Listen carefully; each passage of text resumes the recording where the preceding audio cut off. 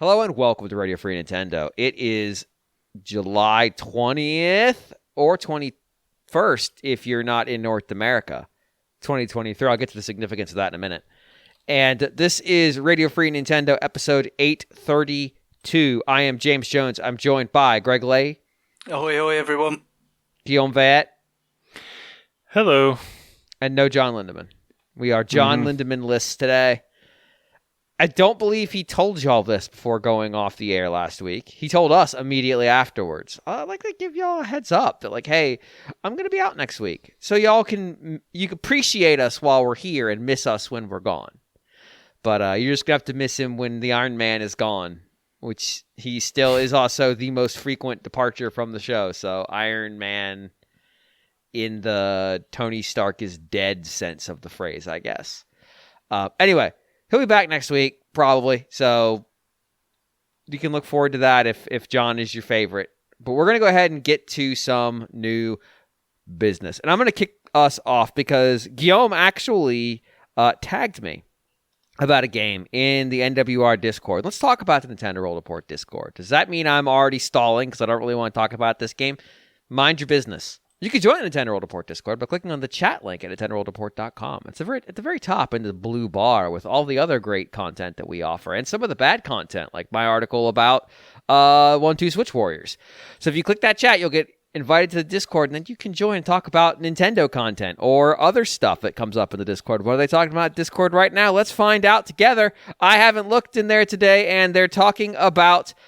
Well, they're talking about RFN 560 for some reason, but they're also talking about a Japanese My Nintendo reward for Pikmin 4, and it is a pullover that is either yellow, blue, or red with the little Pikmin head on the hoodie, so the eyes, the ears, and the little flower top.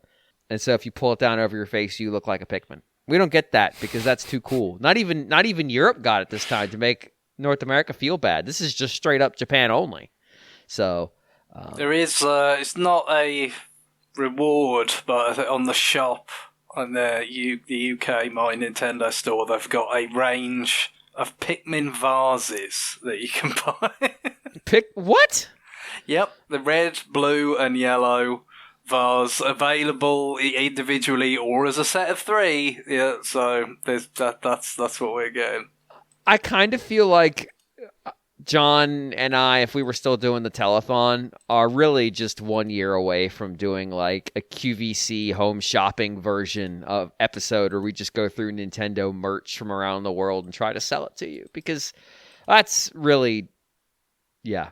Anyway, we don't get that kind of stuff in North America because of geography mostly. So appreciate what you have when you have it, I guess. You got to take the rough with the smooth. I mean, I was looking on Amazon Japan because they've got a physical Ghost Trick over there, and you can get like some with a little missile pin badge to come with it.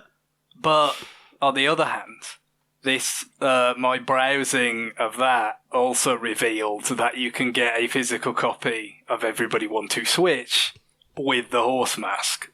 So, what?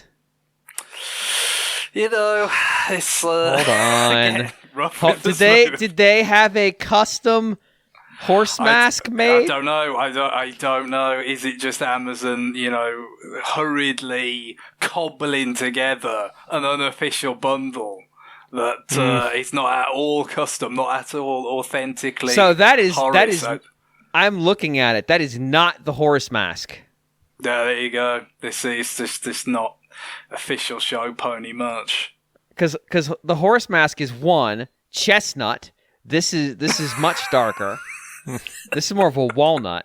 And 2, I was going to make a joke that you were going to go with like something very similar to chestnut, like a color that's very similar, and then you went and did it. Well, you really are that anal about your Horus masks. Walnut is darker than chestnut. It just is. And secondly, it doesn't have the plastic molded hair. I actually think the Horus mask is a custom job. Like the quality of it, I say that. I say that phrase knowing full well that there is no quality. It's non-quality. Like it's clearly sharing some components with these masks, but it feels like the build quality is significantly higher. I wonder if like they contacted the company that makes these and are like, look, we need one that's durable enough that we can use it in promo shoots or something. Like it feels like it's a better build. It also doesn't have like the weird vein that all those masks, horses have like big veins on the side of their head. They just do. And Horus doesn't have that, but all the masks do. I wonder if Tenna's like, that's kind of creepy, don't include them. Also, all the masks have like the pink of, at the edge of your eye, the pink skin that shows. Horses have those, horse masks have those. Horus does not. He has white all the way to the end of his eye. I think you are correct that they pointedly wanted to avoid being creepy with any of this stuff. Correct. Well, so keep in mind that they wanted to be creepy in their way, which is why there's an image on the Japanese 1-2-Switch page where he eats his carrot, which is not a real carrot, and you see it slowly go into his mouth and then reappear in his hand like a magic trick. So yeah, that's everybody 1-2-Switch. It's a game. Anyway, you've proven your point that like you've shown that you've overthought this. Like you've thought about this a lot. So congratulations on that was a fine analysis, probably, a better and bigger one than you'll get from any other podcast. So that's what people tune in for. Yeah, no, that's the thing that everybody loves about, what I do.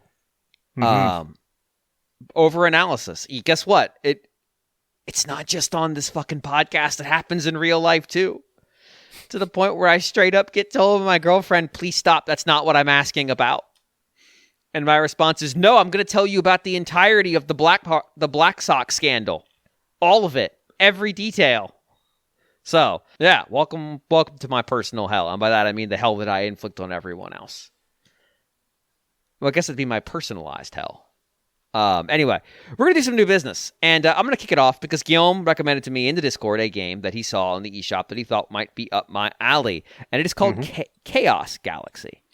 And I can totally see where he would draw this conclusion. So, Chaos Galaxy is a strategy game that is, I'm going to call it anime-inspired, where basically you take control. Well, this is originally on Steam. It got ported to Switch. There's actually a Chaos Galaxy 2 on Steam already.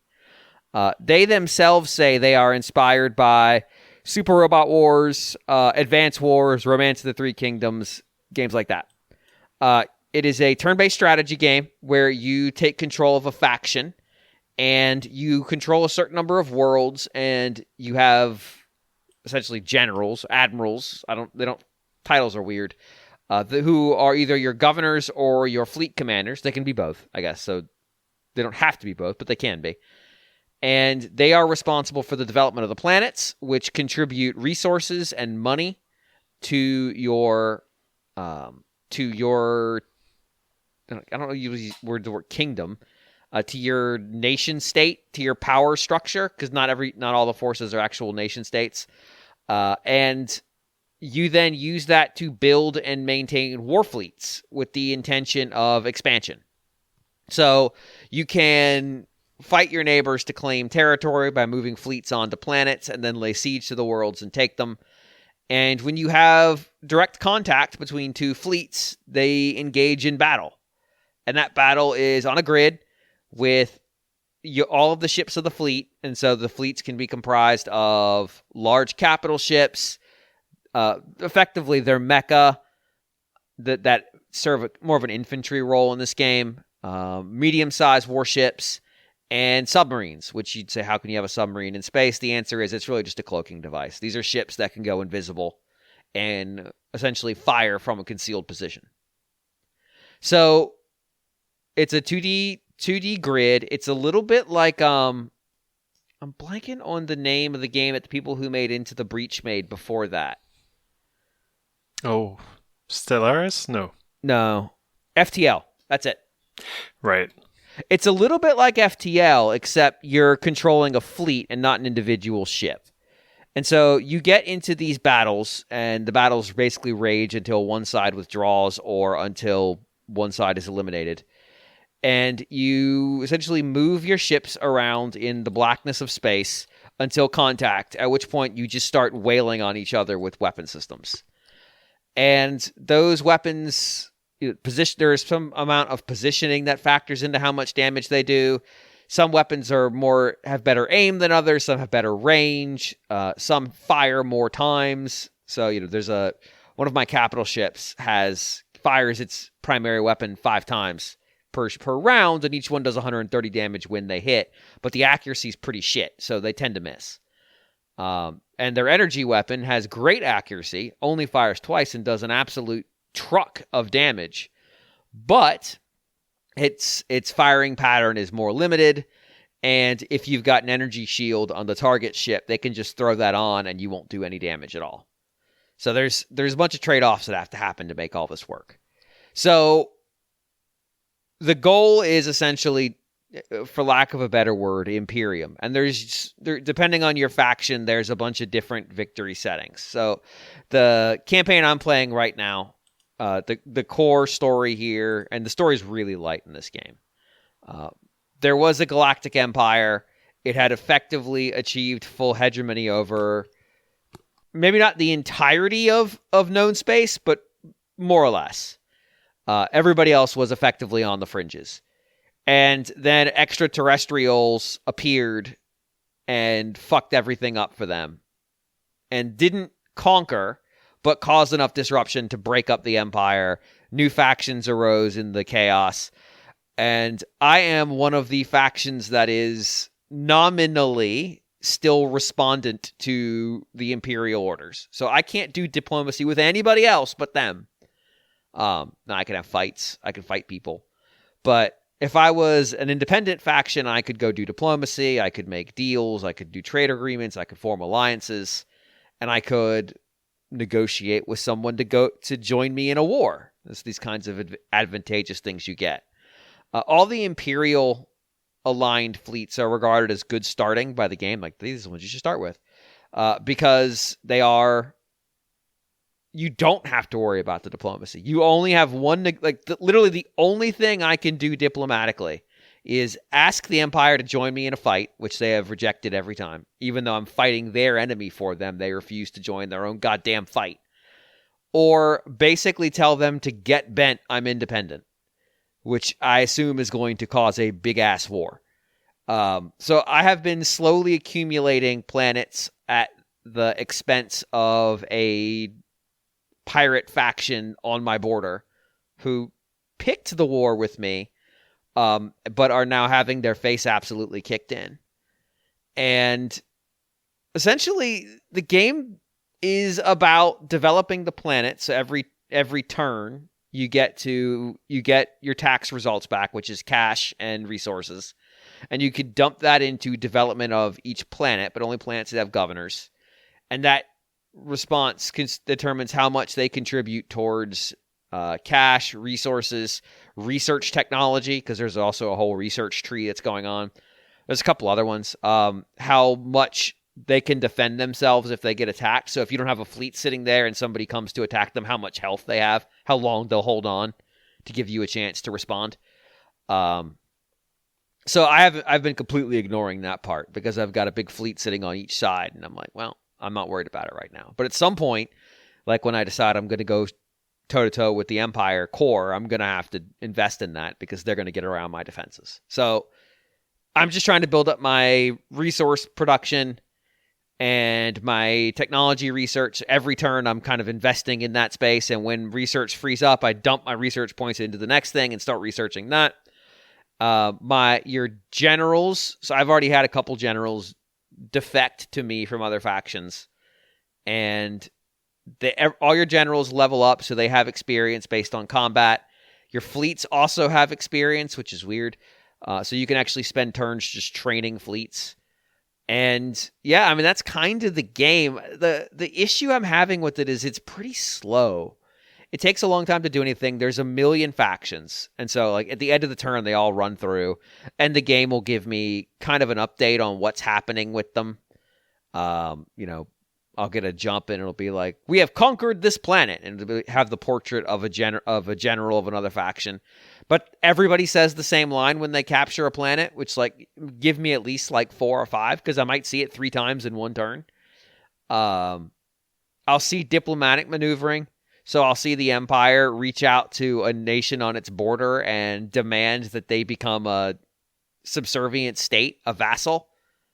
And they're always rejected, which is really funny to me because every turn it feels like they ask the same nearby state to be a vassal, and every turn they say no. It's like, just take no for an answer, guys. Jeez, calm down.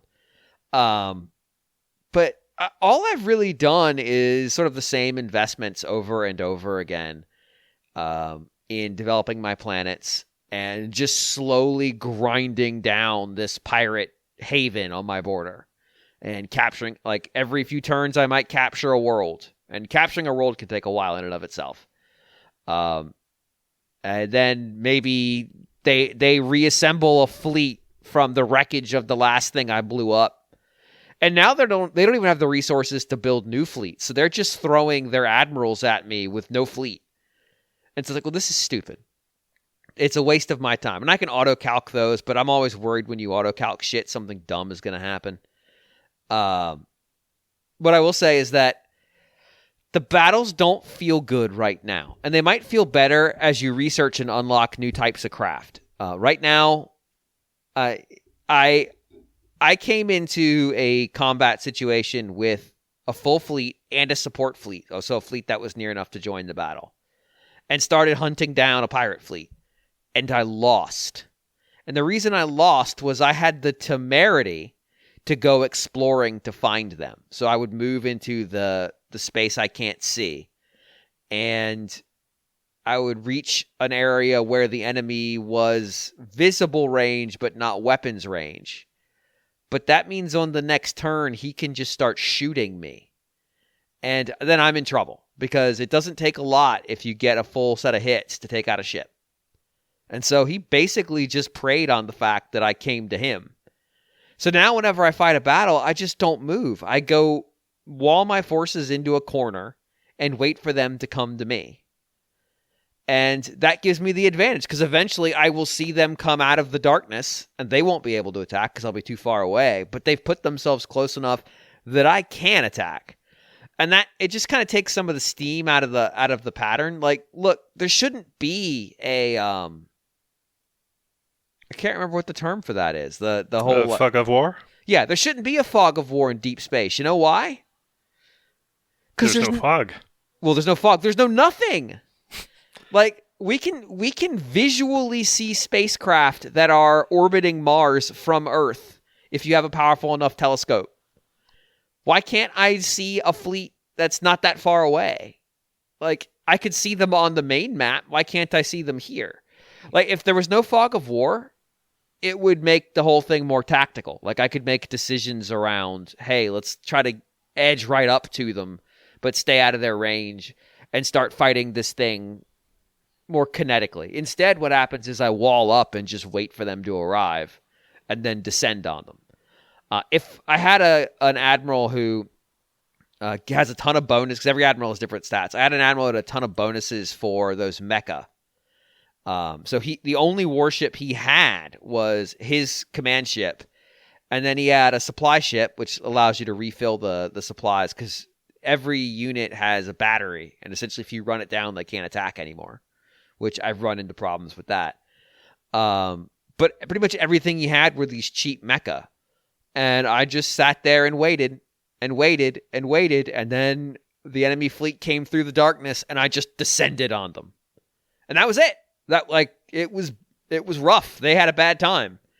I had one that likes using submarines, and so the entire attack was just submarines like snooping around. And once I kept them out of the way of the enemy came in, and I just moved them behind and just blew up everything.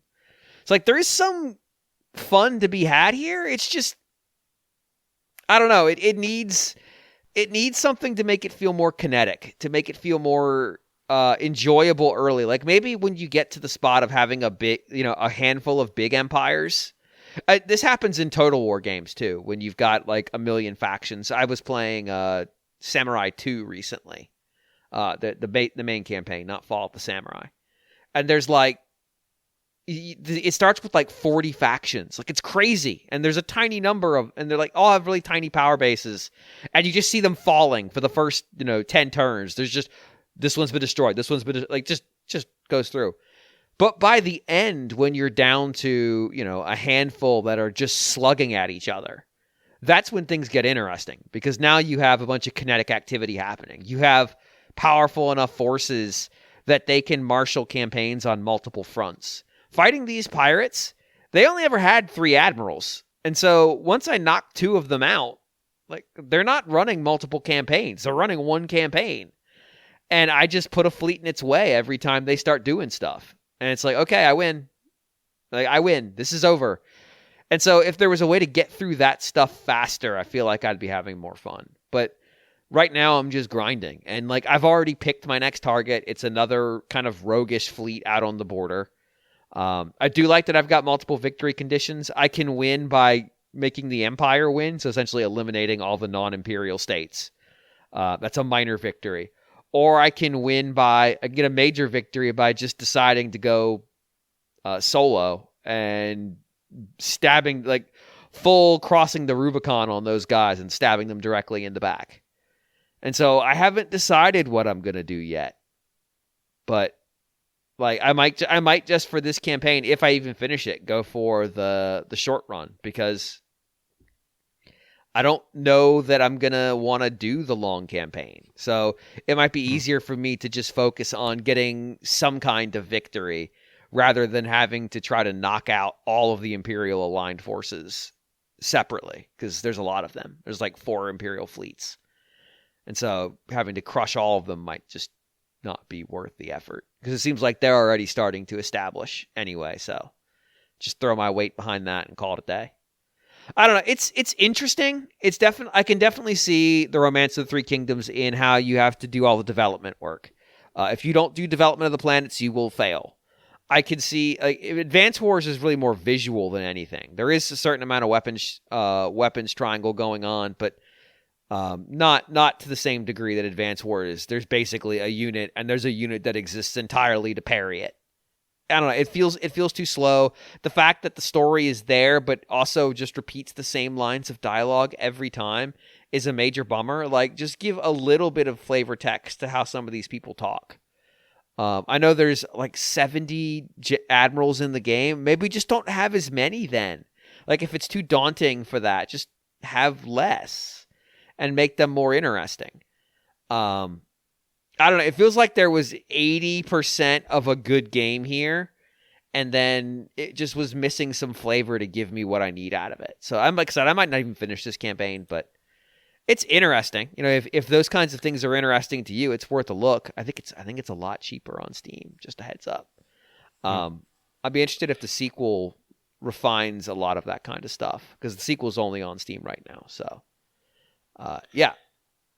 It's disappointing to hear, because it looks like it's made. Like it looks high quality. Yeah, it's high quality in a mechanical sense, if that makes sense. Like they clearly put a lot of effort into building out the mechanics. It's just that you've really got to know what you're getting into on it. Like there's nothing fast ever happens. And so it lacks, I'm going to go with this word because it's the best word I've got. It lacks drama. One of the things about strategy games that I like is it's this slow, like if I'm on a campaign or if I'm about to launch a campaign, I know what I'm getting ready to do. My opponents may or may not have some inkling of what's about to happen. But it's this build to the moment of dramatic release where, okay, things are rolling. Now what's happening? And things start to move fast. Even if it's just for a little window, things move fast. And then there's resolution. Nothing moves fast in this game. So there's not really the drama that would come with the speed picking up. And so getting that moment of I need to catch my breath because things are moving quickly now, or I've really taken the advantage. I need to keep it. Like I can totally let my foot off the gas with these pirates because I've strangled them. There's nothing left there. But if somebody were to declare war on me right now, even if they totally surprised me, nothing fast happens. I would have plenty of time to respond and, pivot to stab them in the throat. So it needs some kind of drama to go with it to keep you hooked. And maybe if I had picked the harder faction, a faction that is in a more precarious situation, isn't as resource rich as mine is, doesn't have the developed worlds that I do, somebody out on the frontier, somebody who's already under the gun or under the thumb of an Imperial faction, maybe that would have given me what I'm looking for. But I don't know that I would have had a chance to learn the game then. So it's a trade-off. But yeah, in terms of like making the world compelling, they definitely needed some work. And, like I said, maybe the sequel covers that. Greg, I spoke way longer than I planned to, but you've got something that is also a new Switch game that people might have heard of.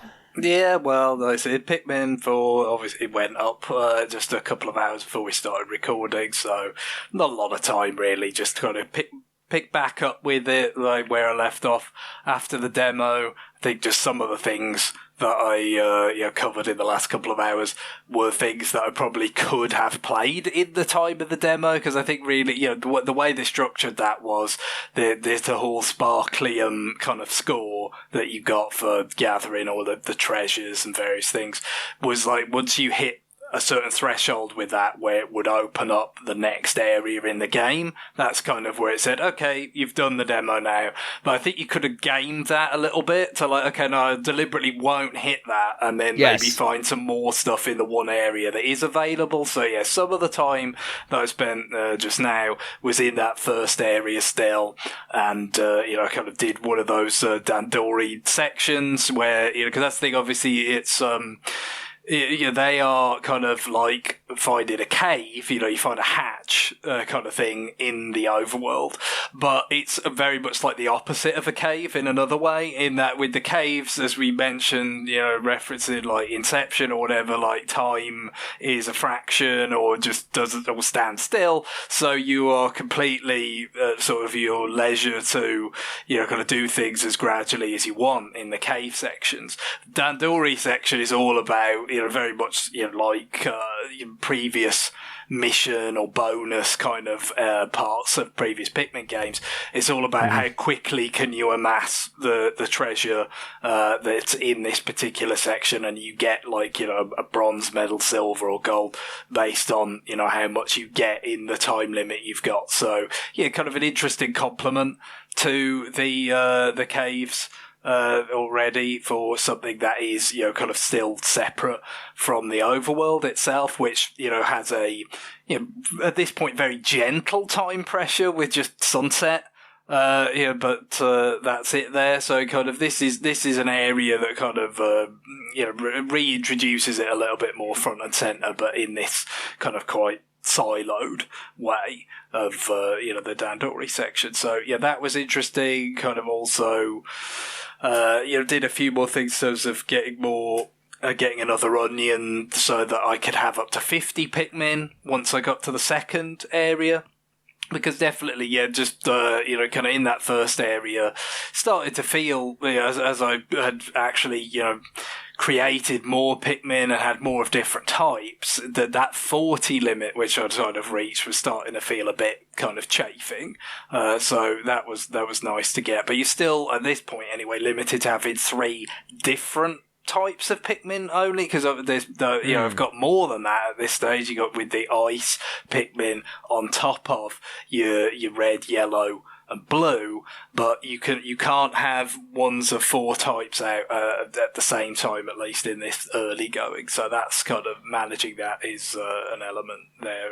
Kind of think it gives like suggestions, presumably based on the broad nature of the environment. It's like, oh well, there's a fair amount of water around, a fair amount of obstacles around that might have electric or ice elements. So they suggest the relevant Pikmin.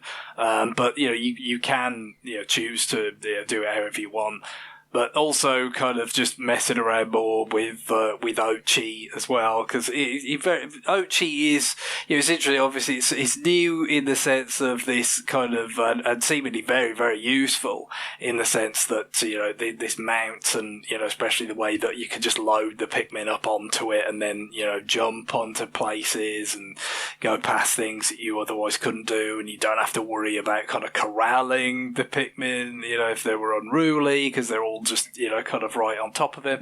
But also just how much it is like a sort of a replacement for the second character, or even a third character in Pikmin 3, where in Pikmin 2 you had Louis, and so now you had 2 kind of captains to command the Pikmin. So it's like it's their own fault. Yeah, they did it, but I can't. They did a developer interview, didn't they, recently, where they actually talked a little bit more about how it ended up being called Pikmin. I think it was something to do with like somebody misheard something at some point or that. There's some suggestion it was quite accidental how it ended up at Pikmin, or at least one step in the chain, but. No, with Ochi now, like he is also essentially just another commander as well. Like he can, you can whistle the Pikmin with him, you can dispatch the Pikmin with him as well. So, you've still got all that kind of multitasking that you had before in Pikmin 2 and 3, but now it's got this element of asymmetry to it, because there are certain things that Ochi can do that your regular kind of character can't, in terms of, like the way it moves, the jumping and stuff, the way it can damage those big pots, as they showed, like right at the start of the demo and stuff, the knocking things down. But then they have these kind of, especially in the caves, they have these kind of grates and things where it's like, okay, well, no, the Ochi's too big. He can't pass through that. So, and you can see, especially in the caves, again, it seems like they're trying to create little kind of puzzles out of the asymmetry of the two. So, kind of multitasking, but now you've got to, bear that in mind and what they kind of create out of that. And I think, I've not played too many of them at this stage, obviously, but that is the biggest sort of, one of the big things that's come out of the demo, plus this couple of hours, is just that it does seem like the caves, obviously there's a fair amount of carryover, similarities to how they were in Pikmin 2, although, as I've mentioned before, my memory of that game is not crystal clear, because it was the better part of 20 years ago, and I have not really played it very much since. But it does seem like the caves here are just more designed. There's a lesser, there was a heavy kind of procedural element with them in Pikmin 2. I don't think they were what you would necessarily call, truly random, but still there was, a heavy procedural generation element in there. Whereas the ones I've played here so far, they feel designed. They feel like kind of little compact puzzle elements, like I said, with exploiting the things you can do and the sort of differences between the two characters that you've got at your disposal. So I like that. Hopefully that is something that continues. There isn't too much kind of because that's really, what happened, I think, with the caves in Pikmin 2, is it just kind of felt like it was padding, basically, that I'm sure, creating these environments, back on GameCube, they were relatively complicated, relatively kind of visually intensive and stuff, so creating those was a big challenge, and having enough of that to satisfy, people's demands for what a retail game, should contain content-wise, they probably felt they couldn't do it, so we had to have these kind of abstracted, just, in a black void caverns to kind of fill it out, but, the visual side of it is one thing. the actual design part of it is another. And I think it wasn't just they weren't visually very captivating in Pikmin 2, but they also just weren't that interesting from a design point of view. And I can imagine some of the same thing is going on here in terms of, I guess, really moving all the into the HD era and whatnot. Doing if you want to have like more content, then it's probably going to be a lot easier if you can have some of this stuff be caverns, and that's not very visually distinct compared to the overworld areas. But if they can keep them interesting from a gameplay point of view, then I think I'll be a lot happier with them than I was in Pikmin 2. But that very much remains to be seen. We'll obviously once I hopefully be able to sink plenty more time into it between now and the next episode. Cool. Yeah, I'm like the reviews. So I've never been a Pikmin head. I played Pikmin 1. I didn't really enjoy it that much. I bought Pikmin 3, poked at it, and never really got that deep. But boy, the reviews for this have been really, really high. This might end up stealing that second voucher that I'm sitting on. That voucher was always like, well, it definitely won't make it past Super Mario Brothers Wonder, but does something snipe it before then? Guillaume, I'm gonna try to get you out of the episode soon so you can go play it. Well, I'm not getting my copy until Monday, probably. Oh, you ordered physical? Yeah, I still do that because I bought so many Wii U games digitally, and then I was frustrated that I couldn't sell them to upgrade to the, the Switch version once those rolled out. So I don't know if like Pikmin 4 is gonna get like a remake on the next Switch or something like that, but. Anyway, yeah, I'm doing the opposite that everyone else is doing. Instead of going digital, I'm kind of backtracking from that because I have regrets. Guillaume's 3 or 4 years from a typewriter and a manifesto is what he's telling us. Yeah, I talked about those physical game preppers last week, and I guess I omitted to say that I was one of them.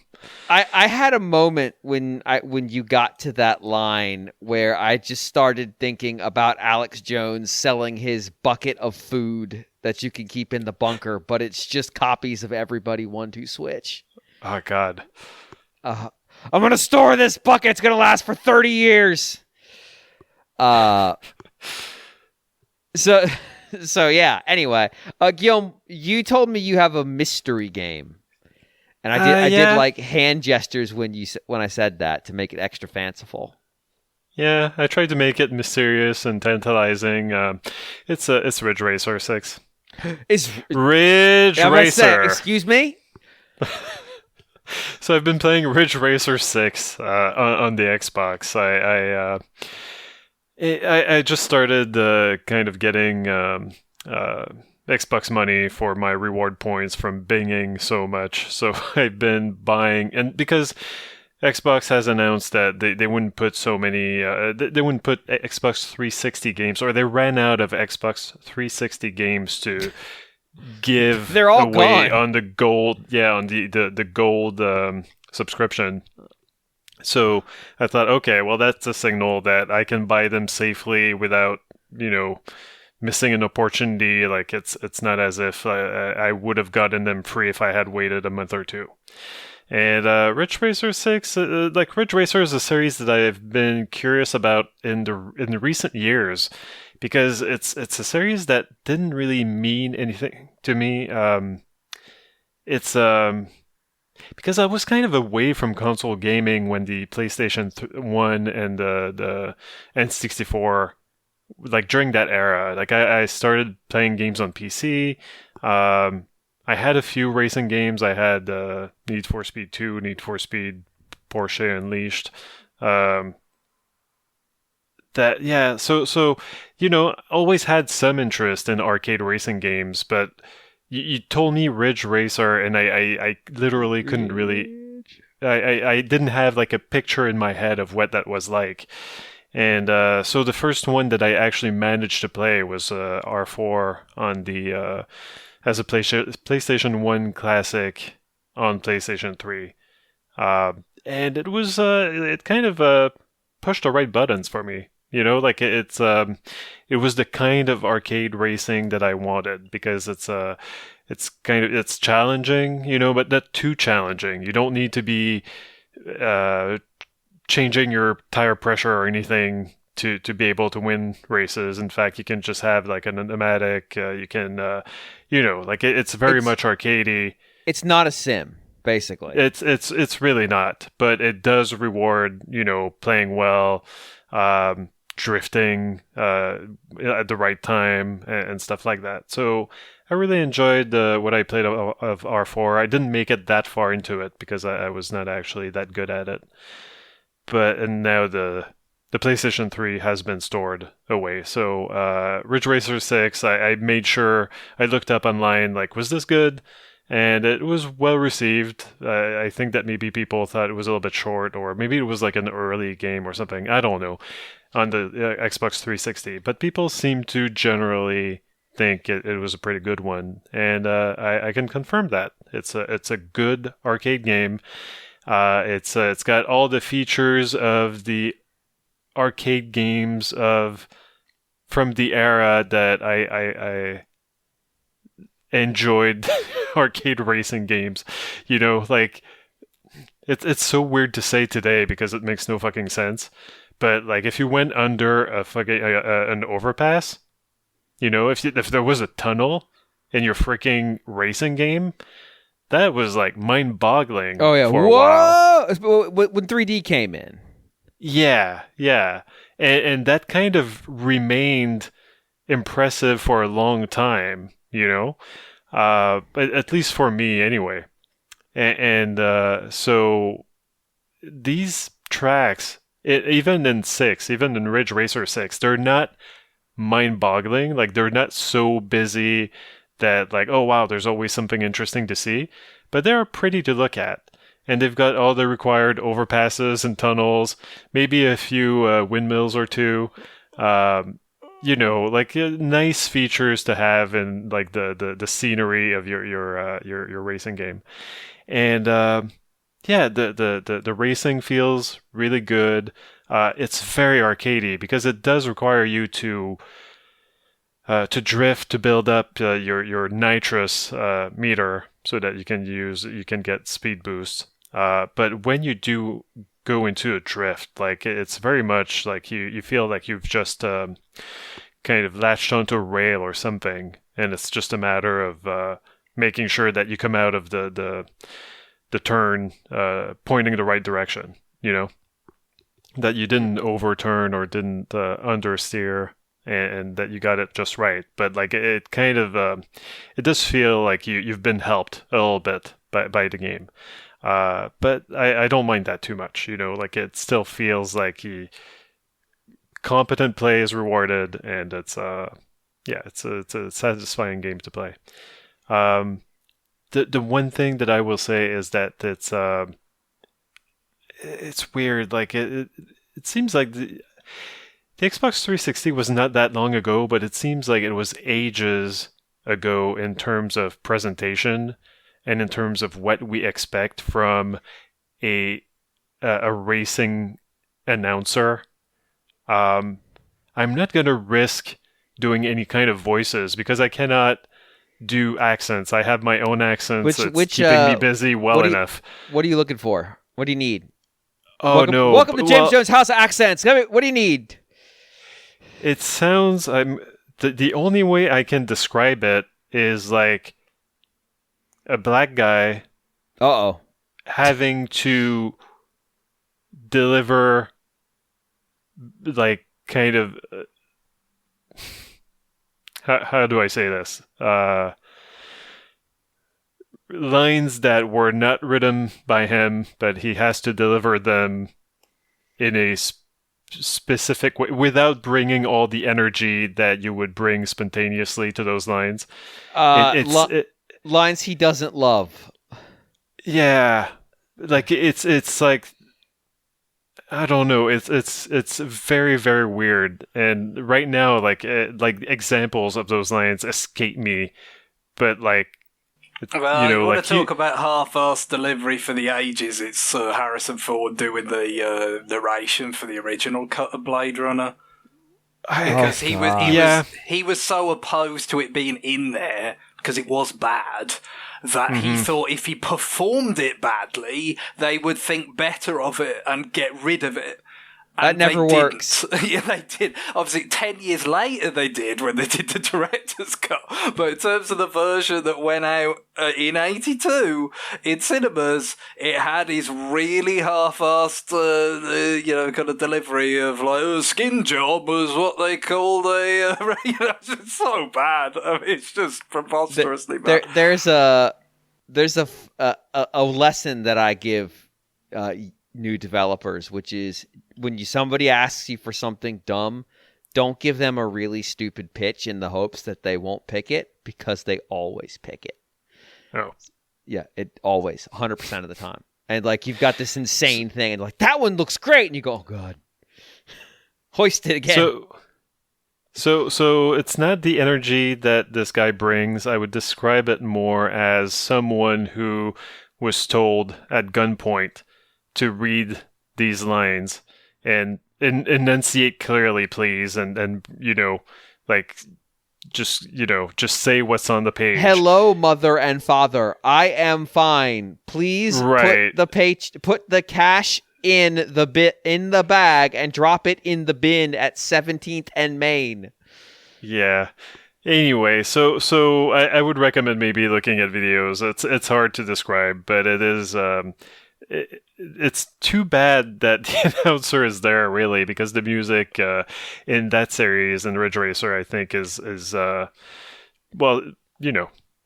regarded. Good, maybe it's well regarded. It's like electronica, though, so you have to be in that kind of stuff. There's one track that's I thought I was going insane, because it seemed to be what's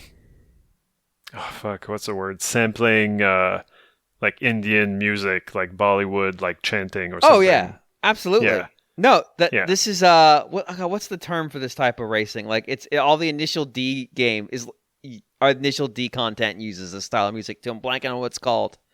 But yeah, it's Japan's weird race music.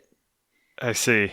Anyway, so it was very catchy, but I was like, what the fuck am I listening to? Okay. And it took me a while to even understand what I was hearing. But so it's a good time. One of the reasons why I'm talking about this on Nintendo Podcast is because I said just minutes ago that I had regrets over buying like stuff digitally. I kind of regret not getting more physical 3DS games, and so there was a Ridge Racer on the 3DS. I have it, and by the time that I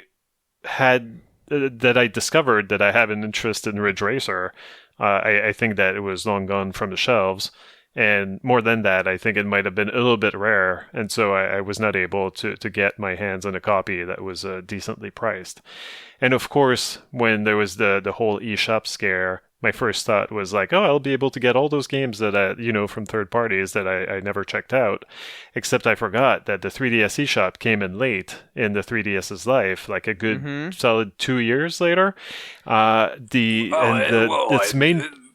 was 2 years later. Yeah. It was like 3 months late. It was a while, but it wasn't that long. It felt a long time. Because it was during E3. Because it was during E3, whereas the system launched in March. But for the earliest titles like Ridge Racer, that still was afterwards. Right. Yeah, it was, but also like it didn't take a while before the eShop even had the full retail games on it. Yeah, it took a while for things like that to filter through a little bit. Obviously, Nintendo, they had their stuff kind of come in, and I remember it was kind of seen as like a big deal when Resident Evil Revelations was going to be on there in full. Which was I think early 2012. By that point, when the system was coming up on a year old. So it probably was only once the system was like a year old that it was completely kind of normalized of like, okay, everyth's kind of, you expect things to be there at the same time and stuff like that. So it was a process, but it's important to know that, it kind of, it all happened, in sort of bits, because the big thing on that launch day in June was the virtual console, Super Mario Land and Link's Awakening DX, so not like retail games, it's true, but they did start showing up later, and there are a few games, even later games, I think that just didn't show up digitally. Yeah, I think that's what I meant. Like it took probably a good year before you could reliably count on retail games actually appearing on the eShop. I mean, there's probably kind of outliers, but I'm trying to think. That game where it was somebody like a former treasure person that was involved in making it, Kakuga, with the tank. I think that had different experiences in different regions, so I can't even quite remember, but I feel like there was a region where, it was a card, but it wasn't like a full download, for instance, at least for some period of time, and maybe even the Snake Eater 3D, I feel like that showed up later. As a download, it was not, because that was an earlier game as well. So there were definitely some cases where you had to wait, or it came later. I think the Pac-Man Dimensions. Do you remember this? The Pac-Man collection, Pac-Man and Gallagher, I should say. Yeah. That one, I believe, was an early game, and I'm not sure if that showed up everywhere, in all the regions in the digital store and stuff. So it wasn't an isolated incident. Yeah. So I kind of wish, like Ridge Racer on 3DS, it's probably not the prettiest game, but it's probably kind of a treat to see that in 3D. I would have... Yeah, so I have it, and my recollection is that was it was fine mechanically, but that was its thing. Was that it was very cool. Yeah, and its thing is my thing, right? Like, I do enjoy the 3D on the 3DS, and just a few months ago when the shop was closing, I was, rediscovering, oh yeah, it was really nice, having the stereoscopic 3D without glasses. Anyway, so I have not been able to play Ridge Racer on 3DS, but now I'm just buying old crap on Xbox 360, it seems. So. Well, next time if we end up in the same place, I'll bring the copy so you can look at it. You can get through the content in about 2 hours. It is, obviously, the 3DS launch was a long time ago, but there's a kind of an element of it that feels like a throwback to an earlier time, because of some of those games that were on the, like DOA and Ridge Racer being early games. That feels like something from consoles that were, more like in the aughts or the 90s or something. Or a Street Fighter port that's like a weird Yeah, although, I mean, even the Switch managed to get that treatment, a different Street Fighter with a different port, but still, there's something kind of quaint about it now, that these sorts of, even though obviously we long past, that much relevance of the arcade scene, even in 2011, but there was still an overhang of that, of these series that, originally were the kinds of things that would show up early in a system's life, because it was proving that it could do arcade games well, and that used to be something that systems had to prove for them to be, popular in the market, to get a foothold. The original PlayStation and Ridge Racer, that's really, how that association got going, because it was an important game for establishing the fact that PlayStation could do, some of these polygonal arcade games relatively well. And then even DOA was kind of like quite a big deal on Xbox or something early on, I want to say. So yeah, it just is.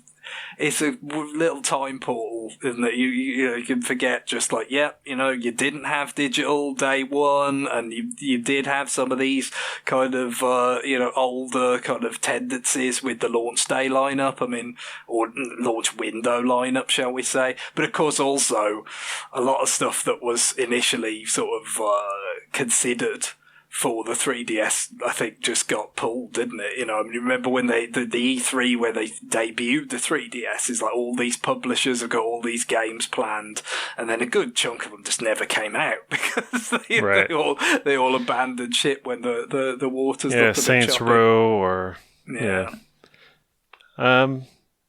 Anyway, I bought a lot of games with my 3DS when I bought it at launch, so I was an ambassador. That didn't turn out very well, but the games that I did buy, I did not especially love. You know, Rayman 2, I can't say that I was a big fan. I should have picked Ridge Racer instead. That were almost like a formality for the launch of a system. Yeah. Oh my god. Version of that game. Yeah. I remember I did the flowchart of the Rayman 2 because it's not like a linear progression of Rayman 2. Like some versions are based on other versions. And so the 3DS version came out around the same time as the iOS version, but they're multiple generations apart. So they're not even like cousin versions, they're like second cousin versions. Oh, it's so fucking weird, that game. That game's gone through so many because there's a bunch that fork off the Dreamcast version, but the Dreamcast version isn't the source of the PS2 version. So anything that comes from that version is different. It's like, oh my god, what the fuck? I miss that era of Ubisoft where we could make fun of them for things like that and not horrible behavior. Yeah, although that was probably happening also back then. Oh no, it was definitely happening, but we didn't know about it. So it made it easier for us to make jokes. Now it's just sad. Yeah. And I guess I'll end on this. We often lament that there hasn't been that many PlayStation properties on Switch, you know, not as many as you would have thought maybe. The Final Fantasies made it, but not Castlevania. And I would add like a lot of Namco stuff, including Ridge Racer, not on Switch. That's weird. Yeah, that's true. I mean, the Metal Gear coming in this year is going to fill one of the big gaps there, isn't it? I mean, that is a really prominent gap. And other than the aforementioned Snake Eater 3D, I mean, the Metal Gear Solid stuff has been, you know, so absent from not just Switch, but like Nintendo in general, hasn't it? You know, you had the bespoke GameCube remake with Twin Snakes, but the actual, like, the mainline stuff just totally absent. So that'll be a big deal. But yeah, I mean, God, the Symphony of the Night is just, I mean, but it's weird. Like, at least I know, and yeah, like Metal Gear, that only took 7 years, right? But the like at least like Konami, Shawshank Redemption, getting the library books or whatever, it only took 7 years or whatever he said. But at least Konami, like, we kind of understand, you know, like it was they were out of games for a bit, and then, like, you know, it was a shitty the health club company for Konami. Well, and also they've had their own dramas with Metal Gear to deal with Kojima leaving the company and all that, so I don't know whether that made them more hesitant to kind of revisit that for a time. I would describe them as a barely functional company for a period there.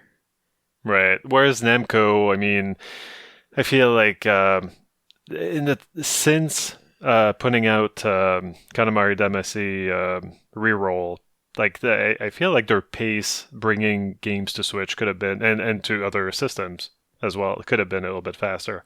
But maybe not. Maybe they're curious things as well, don't you? I mean, obviously, you know, they were in relatively early with the arcade sort of museum that they did. You know, they had stuff on some of the really obvious stuff, and then other things that were less obvious, I guess. You know, like Rolling Thunder 2 or whatever. I think it was maybe a bit less sort of re-released, but you know, there's been some things that you just wouldn't have thought would come back, like the Mr. Driller Drill Land for GameCube. Right. Like, it's really good, but who would have guessed that would be coming back? But then, as you say, like maybe some sort of collection or just a selected, like, Ridge Racer wouldn't. I mean, that which used to just be a sort of routine blessing that they conferred on pretty much any kind of bit of hardware that would come out. Yeah, and I like even like We Love Katamari, I feel like I had given up on it. Like, it only took maybe a year more than I thought it would take for them to bring it, because I think there was only 1 year between the original releases on the PlayStation 2. But when then like they came out with Mr. Driller and then Klonoa, I was like, oh, okay, like maybe Katamari Damacy didn't sell to expectations, and they're just not gonna do We Love Katamari. And anyway, so they got around to it. Yeah, they got around to it eventually, but yeah, I guess it's not too late for a Ridge Racer reroll, but yeah, I don't know. I would be. That would be pretty funny if they just announced that it is in fact Ridge Racer, and it was just there, and we all had to deal with that. Yeah, well, I'd probably buy it. We are going to take a break, and when we come back, it's time for your emails.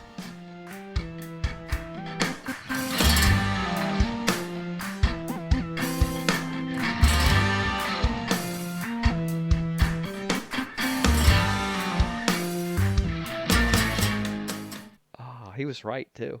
Computers are bad. Mm-hmm. Nothing good comes out, including this podcast. You are listening to this podcast on a computer. Yeah. In the spirit of the robot thing getting cut out, all of this has got to go. Yeah. No, I mean, it's all staying in, so... It's got, at least at the end. It's got to go at the end rather than the beginning. I might just make it longer. I might just add a director commentary to it and leave it in place. James, why does it take you 92 minutes to get to the first emo? Well, I added a director's commentary, and then I added another director's commentary on top of it. Peter Jackson's director's commentary of his director's commentary. Do it. I want a commentary on that really not good commentary from King Kong. All right. Anyway, email. I'm going to try to read this email again. It's very relevant, which is the scary part. Scott writes, Dear RFN, I know that publisher/developer VG Games, that's the letters Victor, I can't remember what G is. G, the letter Gamma. Sure, that works. Yeah. Games has been an ongoing joke for their dumpster fire games and absolutely ridiculously long word salad titles. You might also be familiar with Instant Marketing and Game. I want to make it clear. We've talked about these guys on the show. Instant Marketing and Game is all one word in all caps. For games that could have been developed and named by VG Games, for all you can tell by looking at them. And he links to a couple examples he links to their publisher pages. I'd also like to encourage you to peruse the lineup from Gotcha Games, which includes such gems as, quote, Pixel Game Maker Series, and then on all uppercase, Cat and Tower. And who seem to put Pixel Game Maker Series _ at the beginning of almost every title. And he links to Gotcha Games, excuse me. Honorable mention also goes to Gamuzumi, who seems driven to cater to every conceivable fetish with their world-renowned titles such as Sakura Neko Calculator, Elves Christmas Hentai Puzzle, Furry Hentai Tangram, an RFN favorite, and Hot Tentacle Shooter. They're the Chuck Tingle of Switch Publishing. Yeah, I'm gonna need to take a look at a Hot Tentacle Shooter. Give me 1 second. I'm curious if this is actually if shooter is even relevant. While this is loading, but I ask you, have you ever heard of the most amazing publisher of all time, Hero Game? Again, in all caps. Their games defy description, literally. Surely this pure gold, can repeatedly produced by Hero Game, deserves an entire episode highlighting and discussing its quality. Well, no. But I have heard of Hero Game.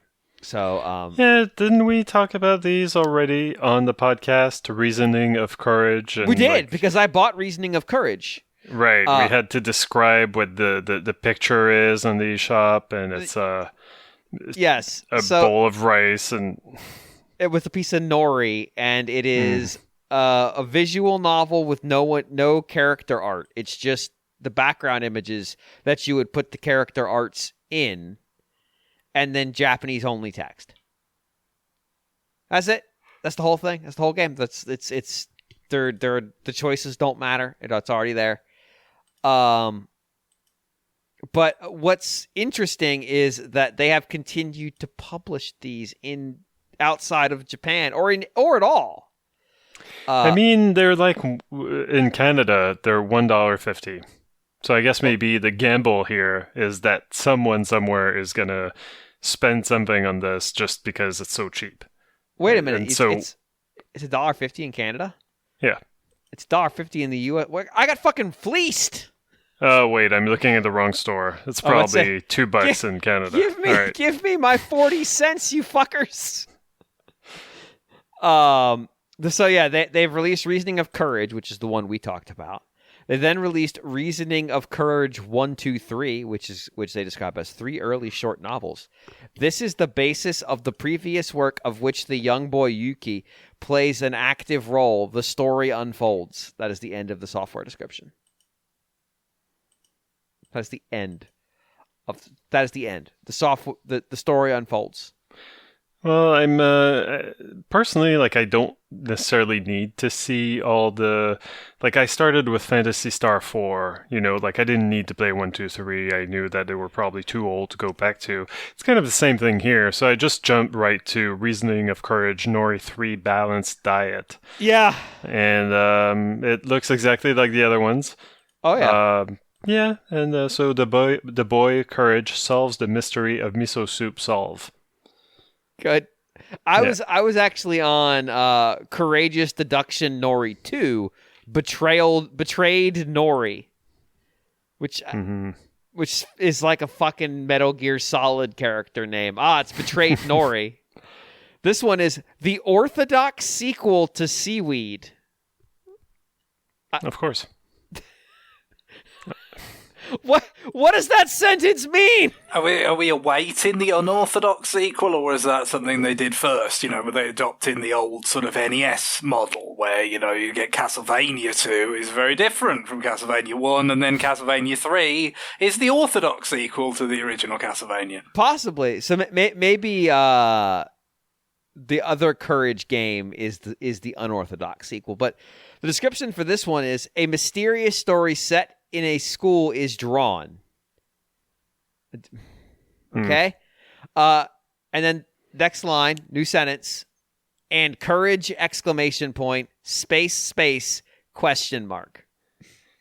At this point, I kind of wonder if Courage is not the name of the boy that they keep referring to. No, he's Yuki. They said it. Oh, okay. But there's 2 other that are really nice one. Your future, which is just lowercase, but also picked in a font color that doesn't show on the only image. Every single image. Go look at your future. Every single image is the same image. Yeah, that classroom is pretty big. Your future is this empty classroom. Fucking deal with it. This one actually has for the most text. One day, the main character, Mirai-kun, discovers a mysterious door. What is this world like? No uppercase on the second sentence. Mirai-kun goes through the door and goes back and forth between the modern world and the mysterious world. But no, those aren't opposite positions. And then, yeah. What exactly is the mysterious person's purpose? What mysterious person? Exactly. All of a sudden, there's a modern world, there's a mysterious world. What is this mysterious person's purpose? Like, this is the first time you bring it up, dude. I don't know. This is from, what was it? From balloons to elephants. Balloons to aliens. That's right. What this is. The mysterious world and the modern world. Okay, is the mysterious world not modern? Or is it just like, it's also modern, but its defining characteristic is the mysteriousness of it all? Is that what they're trying to say? I don't know. Yeah, these are... So, what I'll say about Your Future and Hero Game is that I believe, and I that is all I can do here. I cannot verify, nor will I attempt to. I believe they are trying to tell an actual story. And it's probably written by one guy who is taking his personal fiction and grab some art assets and put them in an eShop listing. And I'm guessing that listing them in other regions ultimately doesn't cost very much. Right. And so they just do it. And Nintendo should probably make it cost more, is the thing I am drawing from this. What I would... I think ultimately, though, I'm going to say his, because it's one guy. It's one fucking guy. Sin is so much less than what Instant Marketing and Game and Co. do, which is they take these games that are built entirely from the Unity Asset Store, which I actually don't mind that. You know, it is cheap. Like it feels very cheap. It feels very like you don't care. I mean, I could see that being a thing somebody does because they don't have the resources to do a bunch of art and stuff. And maybe they take those assets and make something cool out of them, but probably not. But what they do is they take these assets, they make the most nondescript game possible, and then they basically jam as many words into the title as possible to make it so if somebody searches for something on the eShop, they pick it up. So I'm going to give one of my favorite, which is Ultimate Shot 3D Real Strike Shouder Counter FPS Simulator game. So it's an FPS simulator. It's not a real first-person shooter. It's a first-person shooter simulator. I said Shouder Counter because they spell it Shouter. Mm-hmm. Now, my favorite part about this is there is Keanu Reeves from... what is his movie series called? John Wick? Yeah. It's John Wick, Keanu Reeves, but with the head from a... From Johnny Mnemonic. Very diff. He's younger. No. Hair. The fucking shitty plastic square-headed monstrosities that are just all GameStop sells these days. Oh, Funko Pops. Yeah, it's a Funko Pop version of him. But that's it. That's like that's all the effort. They've probably found that asset somewhere, and they're like, yeah, that'll do. I mean, that's him as a Funko Pop. There's no doubt that's what they took. And they just jam in a bunch of text, and this game looks completely. Yeah, I mean, there are assets in here I recognize from other asset shop games. So yeah, like there's nothing creative here. This is effectively littering. Like it's taking up space and it's junk. But it's not like littering where like I ate a sandwich and I've got this wrapper and the trash can's so far away I have to get up out of my seat. I'm just gonna throw the trash on the ground. It'll biodegrade eventually. It's building a factory to produce the garbage that you then leave lying around. Which in a way is worse because you built a garbage machine. And I don't know that the world needed your garbage machine, but they sure made it. And there's a few of them out there that do this. I actually wrote an article where I took like 50 of these games because there's more of these than you expect. And however many you expect, there's more of them. And I wrote an article where I basically just made fun of this shit. The Zombie Smasher, Dead Apocalyptic, Killer Car Driving, and Parking Game Survival. Like, you can just see the words. That's one game. You could just see the words of, like, okay, what will people search for on the eShop? Zombie, I guess. Apocalypse, maybe. I get Killer, yeah. Car Driving, yeah. Parking, yeah. No. Parking. No. Parking. No one's going to search for parking. I just undermined my own theory. Where does the parking come from? Games Survival. One of these, the word game showed up in it 3 times, and it was like, no, but you can stop saying it's crap. So I basically threw like 50 of these into Chat GPT and said, all right, give me something back. and it refused to give me games nearly as stupid as theirs. It gave me like real things. So whereas the eShop gave me Faith and Shield, Tower Defense Space Wars game 2022. And this is the one. Car Racing Highway Driving Simulator, Real Parking Driving Sim Speed Traffic Deluxe 2022. I feel like I had a stroke. And all Firefighter, Car Fire Truck Sim Driving 2022 Simulator. Like, it's just fucking garbage. Eagle Simulator, Bird Zoo Park, Fly, Sky Pilot Driving. I'm mad that I was able to get those words. I was gonna say sentence, but that's not a sentence. It's Eagle Simulator - Bird Zoo Park Flight Sky Pilot Driving. This is like a reading test they give to somebody where it's just a bunch of random words. Although, to be fair, I mean, if you'd got any of those wrong, how would we know?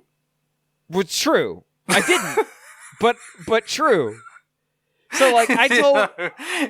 when someone is speaking a sentence and there's, clearly one of us like, well, that word doesn't make sense in that sentence. When it's word salad, it doesn't matter. Like, it's actual literal word salad. Like, with the stupid fucking Simpsons purple monkey dishwasher thing just kept going forever. And was given access to the eShop for some fucking reason. So I figured generative text, because all it really generates, generative text is fairly contextless. You can give it context. I figured, like, well, a text generative model would actually be pretty good at generating shit like this, and it couldn't fucking do it. So, like, I kept trying to make it give me nonsense. And the first thing it spat out was Haunted House Simulator - Ghostly Adventure and Mystery Solving Game. I'm like, no, that's too clear. I can visualize a game from that. So I then like demanded it give me I think I asked for a pirate themed game, and it shot back Pirate's Treasure. Swashbuckling Adventure and Sea Battle Simulator. I'm like, no, that sounds like a real video game. So eventually I started negotiating with it. And I said, please regenerate the list with longer titles. And it did.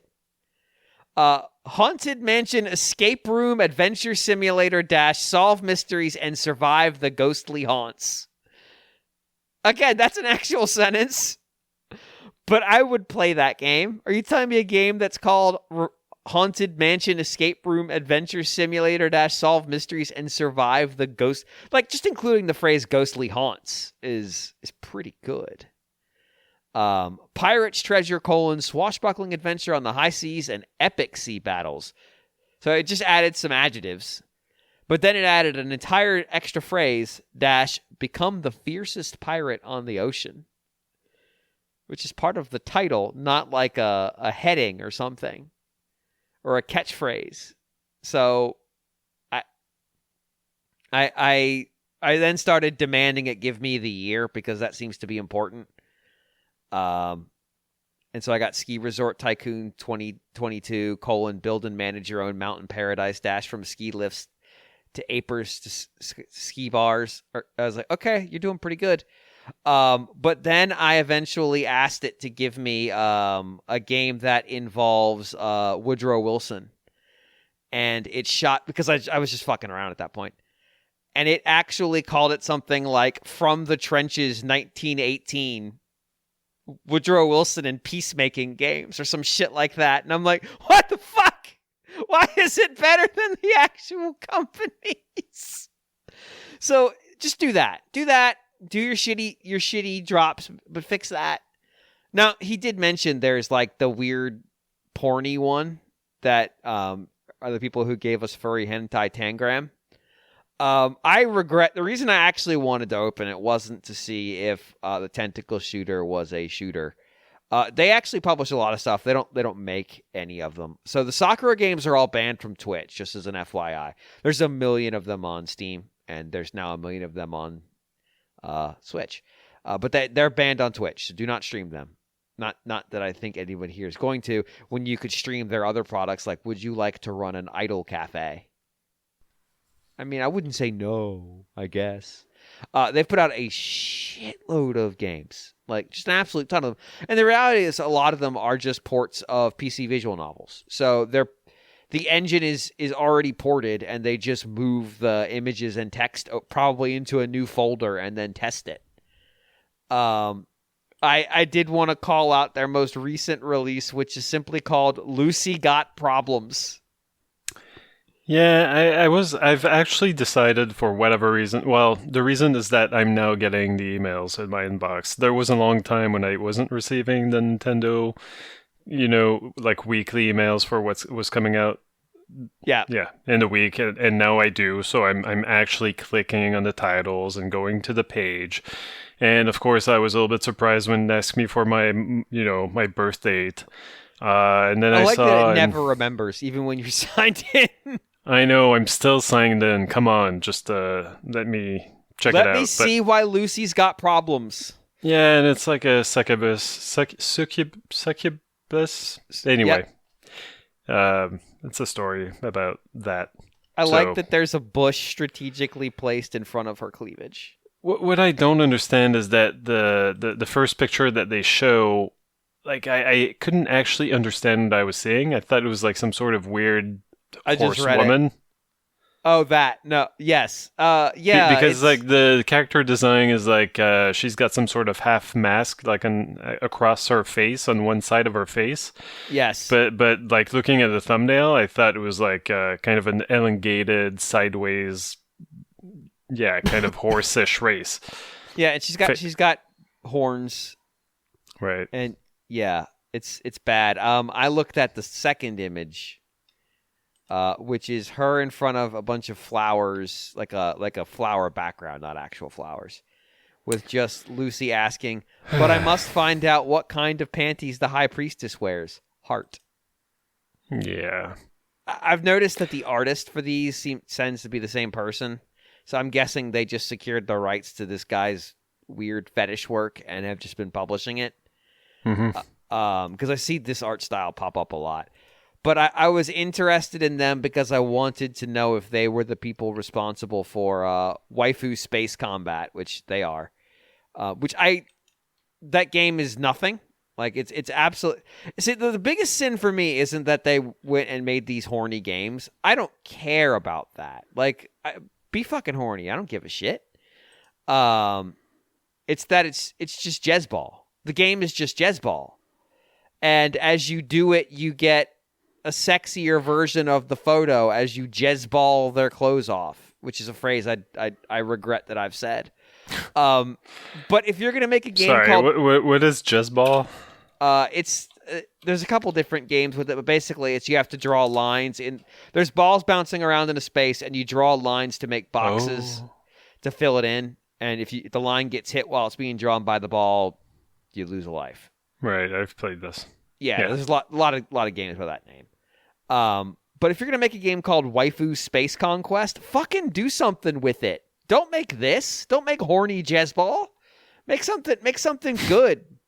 Like I give credit to Mythology Waifu's Mahjong, if only because it's so fucking stupid. It's like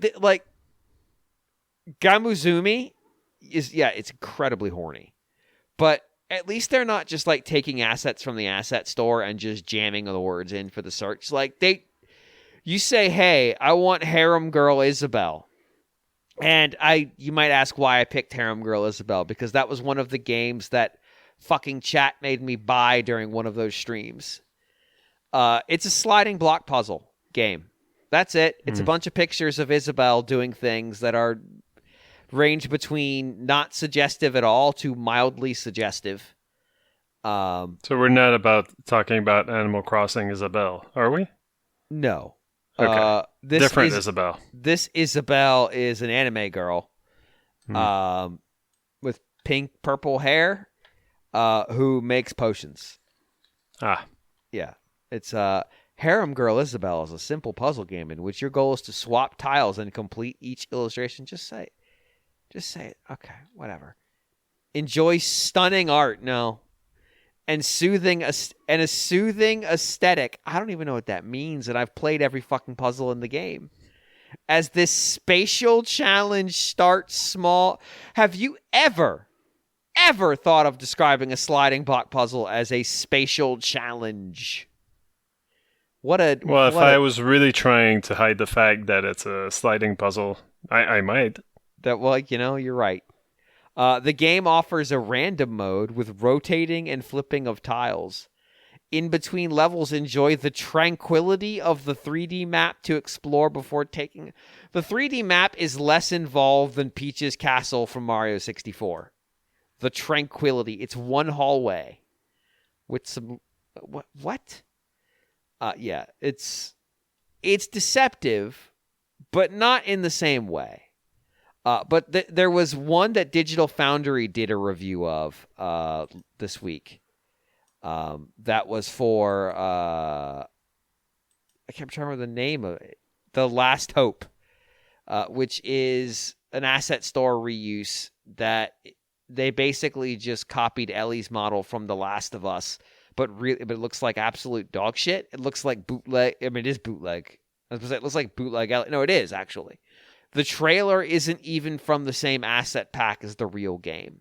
You should go watch the Digital Foundry video on it. It's amazing. It's so bad. But there's stuff in there that literally shouldn't have passed Nintendo checks. Like asking you to press the F key. I mean, the serious answer here is, what does Nintendo do about it? So in the past, Nintendo caught flack for being restrictive. Like, if you can make games, you should be allowed to release it. So they adopted this incredibly laissez-faire attitude towards games going on the eShop. Every game is a game. It can go on the eShop. And they don't even necessarily segregate these games away or discriminate against them. They basically put them on par. If you look at the games by release date, they put them on par with actual games. And so I don't think these games are going to trick someone into buying them, because transparently they're very bad. Like, you just look at them and you're like, no, this isn't something anybody would ever actually want. But they create a sense that the place that you're in is more dangerous and less desirable to be in simply by being detritus in the space. And so I actually think it's probably bad for the health of the eShop that these companies are able to put one game out a week. But I also think that we're not being expansive enough, because I think there's the AAA clock release cycle is so bad that Don Koopman has a running joke about it. There's a bad game on the eShop that's name I'm blanking on, where every week they put out a new deluxe version, or then it'll be Ultimate Edition, then it'll be Super Premium Edition, because apparently Nintendo doesn't have any rules around this. And so every week they put out a new, quote, edition, or every few weeks they put out a new edition so they can be jumped back to the top of the recent release list without making a new game. So there's... It does feel like they, at some point, decided that their restrictive policies were bad for PR, so they were going to be completely unrestrictive. And that's too far. They overcorrected. I don't think Gamuzumi should be in any concern for facing the axe, because they do functionally make games. But there are definitely players in the space who are... I'm not going to say Gamuzumi is working from a purely place of artistic expression, but I definitely believe the person making these games has these fetishes. And so I will give them that degree of this is expression. The stuff where it's just it looks worse than Xavier Renegade Angel, which is really saying something. Yeah, those aren't expression. They're just what assets can I put together in order to extract a certain amount of money. They're NFTs. They're video game NFTs. They are functionally indistinguishable from video game NFTs. So don't buy those. They are the ones where Nintendo should... I'm not saying don't allow them on the eShop, but put them in a place that keeps them away from people. or make it so I can view good games by date rather than, the featured tab, which doesn't do a very good job of that. So, in a couple of days comes out Armored Lab Force Vol Vehicles. Yeah, no, that sounds right. Yeah. I did a double take. I checked what the game was, and I was like, oh, okay, this was on purpose. They know. And so I'm giving them attention that they crave. But I don't think that alone is going to be, help them with sales, because there are so many games with,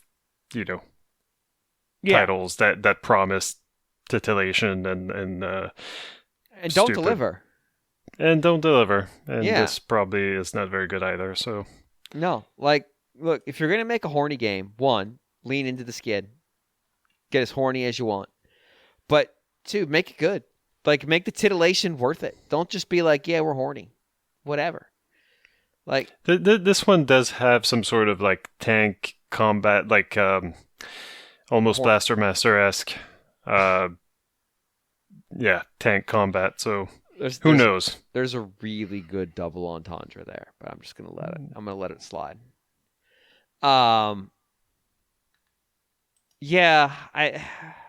It feels like Nintendo could be doing more to keep shit clean. I get it. I get they're kind of in a no-win situation. I think it's bad for business at this point. So hopefully whatever the eShop successor is, Play Siren here, has better mechanisms in play. Because I don't think they're going to redesign the eShop right now. They've redesigned it a couple times during the Switch's lifespan. I don't think they're going to do it again until the next system's out. But whenever they do that, either with the next system or, in the nearer future, the eShop could use for a new prioritization, because maybe I don't. If you just look at featured, it's just a bunch of Nintendo games, or partner direct games, and maybe I don't want those. Maybe I want to see stuff that's come out that's interesting, but isn't one of those things. And so maybe instead of featured, they should have one that's everything but the things we have actively decided to not feature. AAA clock. I think it's quadruple A clock now. It's triple A clock 2, which is the dumbest phrase I've ever heard in my life. So, yeah. I don't know. Anybody else got any thoughts? No, I think I've had enough of bad games. Okay, well, good. I'm glad to hear it. Would you read David's email then? Sure. David writes, Hey RFN crew. I recently completed the fantastic game known as Ghost Trick. Hell yes. The one thing I have always heard about this game was that the animation with its character design. Personally, besides the narrative, the character design will be a very memorable part of this game for years to come. This got me thinking about good and bad character designs in games. What do you feel is needed for good character design? Do you think it is a factor in games selling more copies? Of course, it's all subjective, but I'm interested in hearing your takes. Love the show. Thanks as always.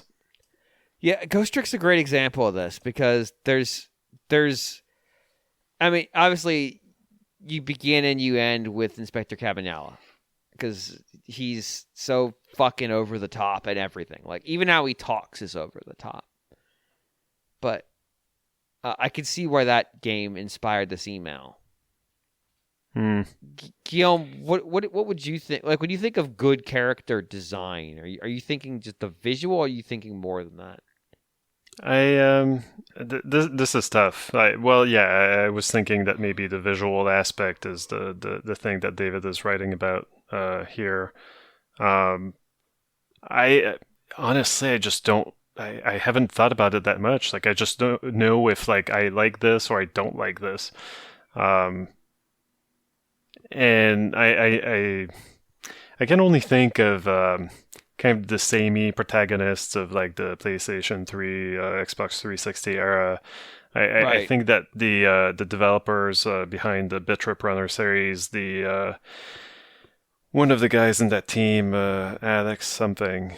It's been so long now, I can't remember. But he used to work at LucasArts, and he was basically, I think that, I don't remember if it was in the context of a talk or something, or maybe just a blog post, but like he was like Commander Video, their bit trip runner character, like that's a good design because this and this and this.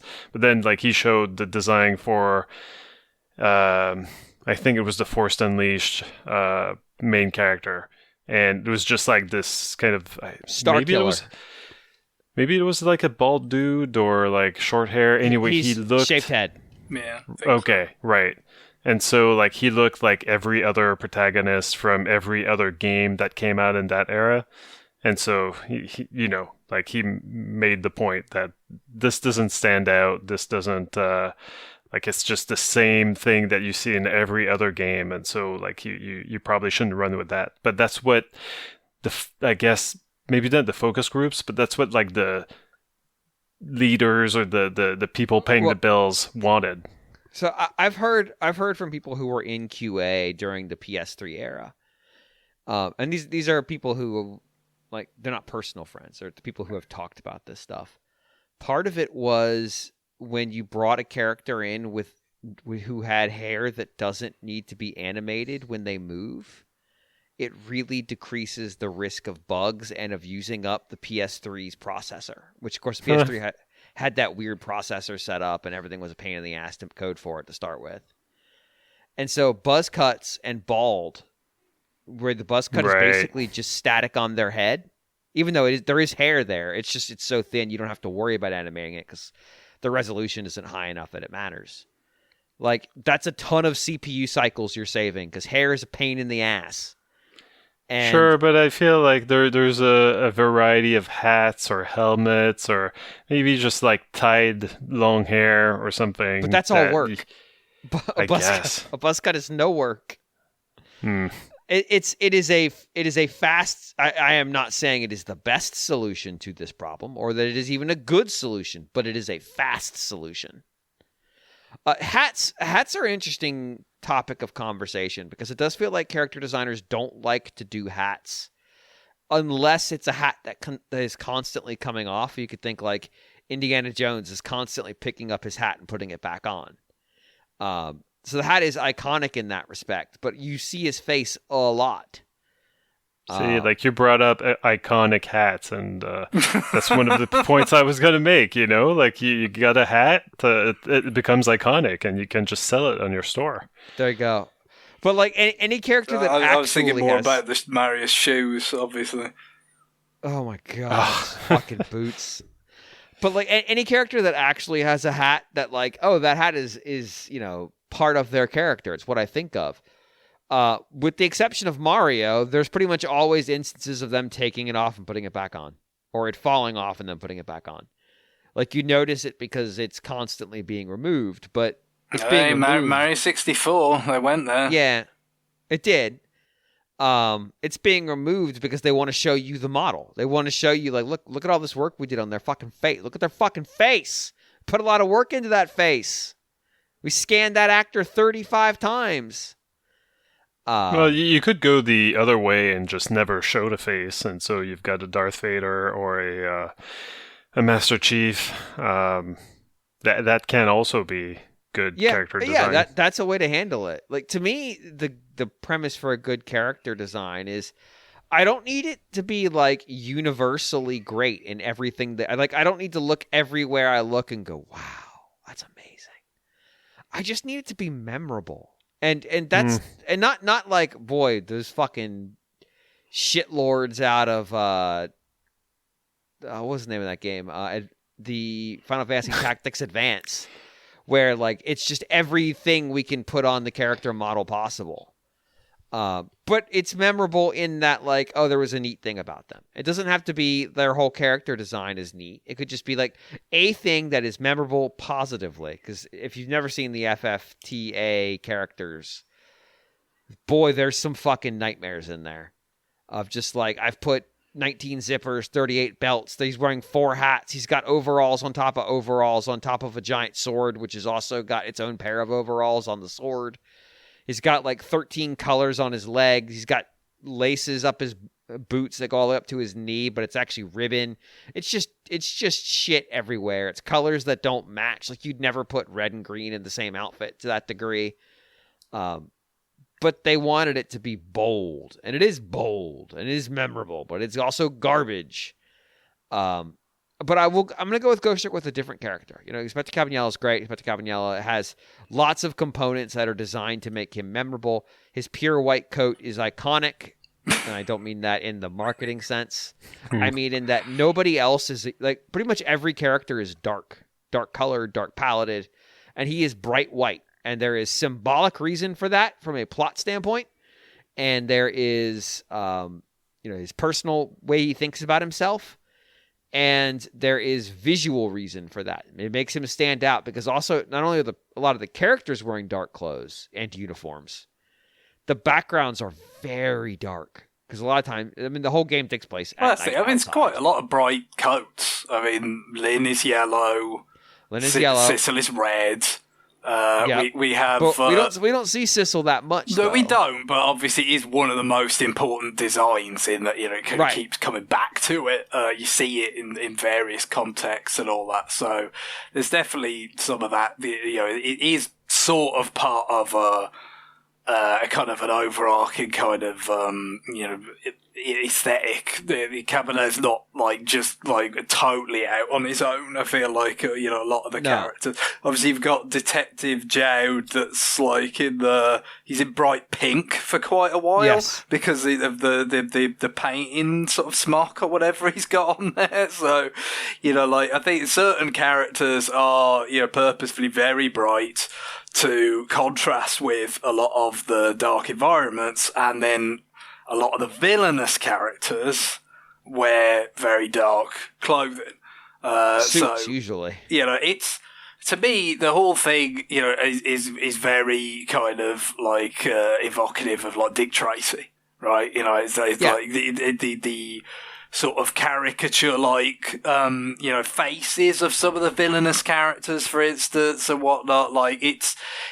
And that's the point for me, is as he's mentioned in the email, you could talk about character design, how pleasing is it to the eye. It's subjective. Everybody's going to vary. Obviously, there's still, there's still some underneath it, all our various perceptions or whatever. There is, such a thing as artistic talent, and that is going to be a factor and all that. But I think a lot of the time, it's about the context you see it in. It's about, how does it mesh with the broader aesthetic in terms of the environments, for every other visual aspect of the game, and then also the tone, the narrative, the kind of experience it is. And that doesn't necessarily, it could be something that has a very spare narrative, but just how does it match that kind of feeling that the game's trying to kind of draw out of you. And the thing about Ghost Trick is it's all really meticulously married together.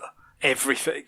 The music, the narrative, the aesthetic, the gameplay, it's all, they've thought about all of it, and it all fits together this everything is meticulously planned. This perfectly little constructed puzzle box where every piece, fits exactly with the next piece, and it just all, makes up this one whole thing. And that's why, whether, in general, you would see a piece of these caricature kind of, the characters, in these bold lines, and think, oh, that's great character design. You might not, I suppose.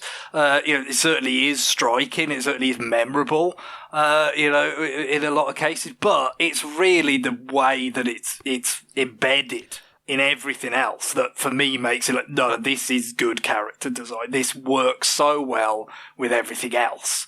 It's good. I actually think that the character I was going to talk about, it might be more illustrative here. So now, granted, I just played the game, so I can be my ability to remember this is less interesting. But Bailey, Officer Bailey, do you remember Bailey's colleague's name? I do.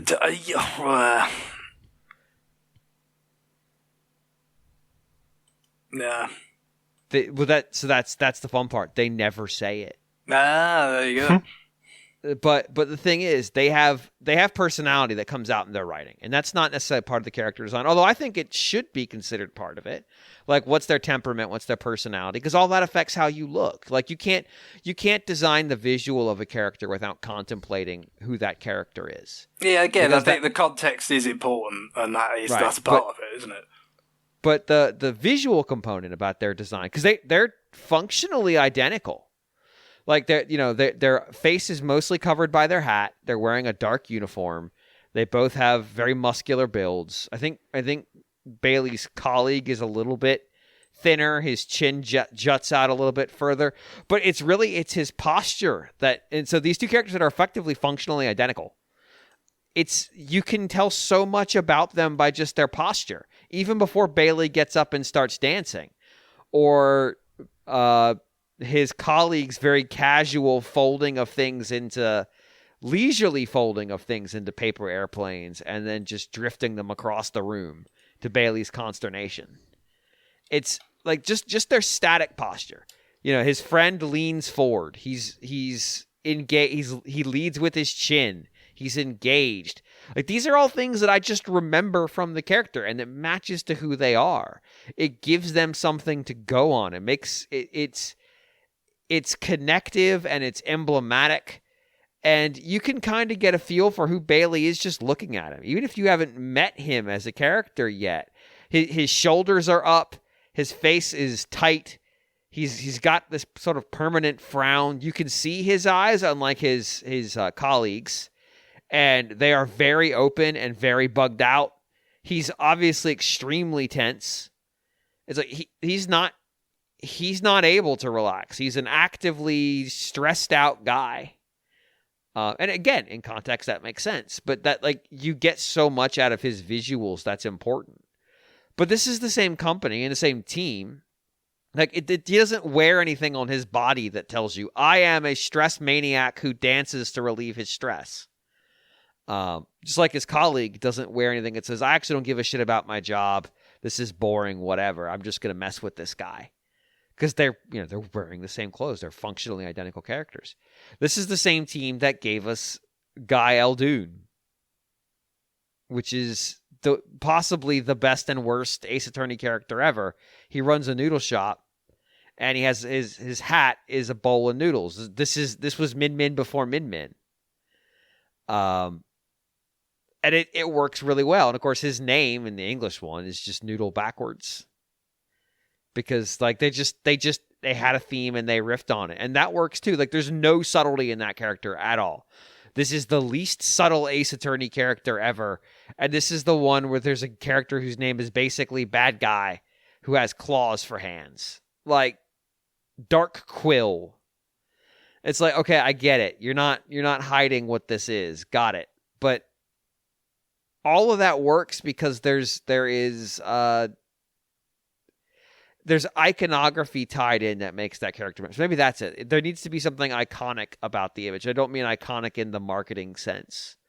I mean that it is iconic for the character. Not that, like, yes, people recognize this hat. But that hat says something about who that character is. That, that outfit says something about who that character is. How they're standing, how they pose, how they, what they're doing with their hands when they talk, things like that. Like that, all that stuff is cohesive, but speaks to you about who they are in a way that the text of the game might not alone. I mean, obviously a character looking cool is great, but cool is subjective and cool changes with time. Oh yeah, definitely. And I think, like I say, for me, it's so much of it depends on, kind of how things fit together, because, and some of that then is like, okay, well, if you have a range of character designs in a particular sort of work, how different can you make them? Like, how much can you kind of stretch a particular kind of aesthetic before, you compromise it? I mean, because there's some interesting examples here with, like, the Xenoblade games, right? Obviously, Xenoblade 2, with the whole blade concept, it's like, okay, we're just going to have a bunch of different artists, like, with quite different design sort of sensibilities, make characters for this game. And so what you get is obviously some pretty disparate things, in that game. Yeah. And, I don't know how much, that kind of, at a certain point, maybe just undermines the broader kind of aesthetic experience of that game a little bit compared. I just feel like, for me anyway, like, while there's definitely some fun, some amusing elements of the kind of almost anything goes kind of feel that, in particular the Blades have in Xenoblade 2. When you get to Xenoblade 3 and everything's much more kind of harmonized and all that, I just felt it certainly, whether you look at it in the end and say, this has better character design than the second game, it just feels it's more effective in terms of, like, the whole game just feels more like you can be immersed in this world that they've made, on its own terms, because it feels more like one cohesive world that still has a lot of, weird and wonderful things in it, but it does feel more like one world rather than the kind of grab bag that 2 gave us. And one thing I like about how they handle that, with 2 worlds being mixed, is that everything coming out of Xenoblade 1 is quite bland. Even the clothing. Like, they're all very, like, black uniform, tight-fitting, no decoration almost at all on any of the characters' outfits. They are very, very bland. And then you have everything coming from the Xenoblade 2 world, where everybody is wearing, these are largely Japanese style outfits, but there is a lot of, artistry. Is that the word I'd use here? Like, the outfits are more than just utilitarian. There is drama in how they are attired, and characters are attired differently. Basically, the majority of the people you meet on, I can't remember the name of the sides now. Like Kevis, on the Keves side, are dressed the same. Whereas in Agnes, almost no one's dressed the same. Like, there is so much more variety in it. And so it does reflect those game worlds as well. Like Bionis, the Bionis. Yes, Ionios is the name of the composite one, right? Yeah, Bionis is not, is not a place of fanciful color in the same way that Xenoblade 2's world is. I mean, it is, but all rest is like fucking pastel explosion by comparison. Yeah, I think that some of the things you can do, and obviously it's a kind of almost an element of character design, rather than just outright character design, but, implying culture, implying things about, again, how it ties into the narrative and all that. And it's kind of a leftover, like an overhang, an implementation of to some extent, the different way that they did go about things in Xenoblade 2. But I think they've managed to harmonise it in the third, because again, I mean, that is what it's about. It's about the 2 worlds getting merged together and all that. But, so they've done it in such a way that there just isn't the same level of kind of outright incongruity that you got in the second one. So he feels like, these are different. These might be different cultures, there might be different, it says different things about different factions, but they're in the same world, and we're in the same game, and we can kind of live in it a bit more.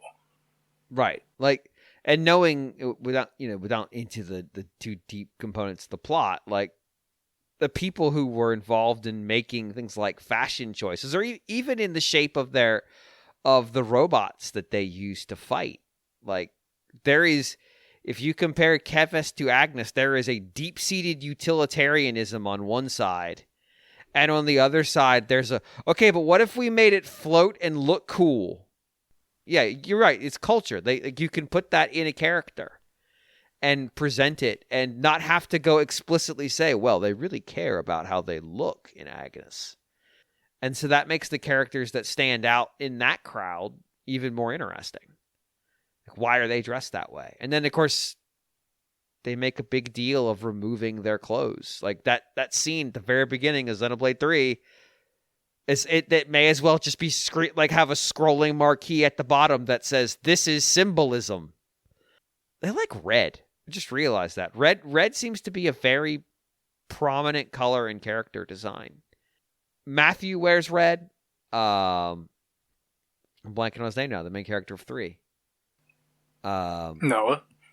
Noah wears red. Well, it's the Xenoblade color, isn't it? That's the point. It's the Monado's color. So it's like that's why we had the fucking red Classic Controller Pro bundle in Europe for the Wii game. Give it to me. It's Pyro.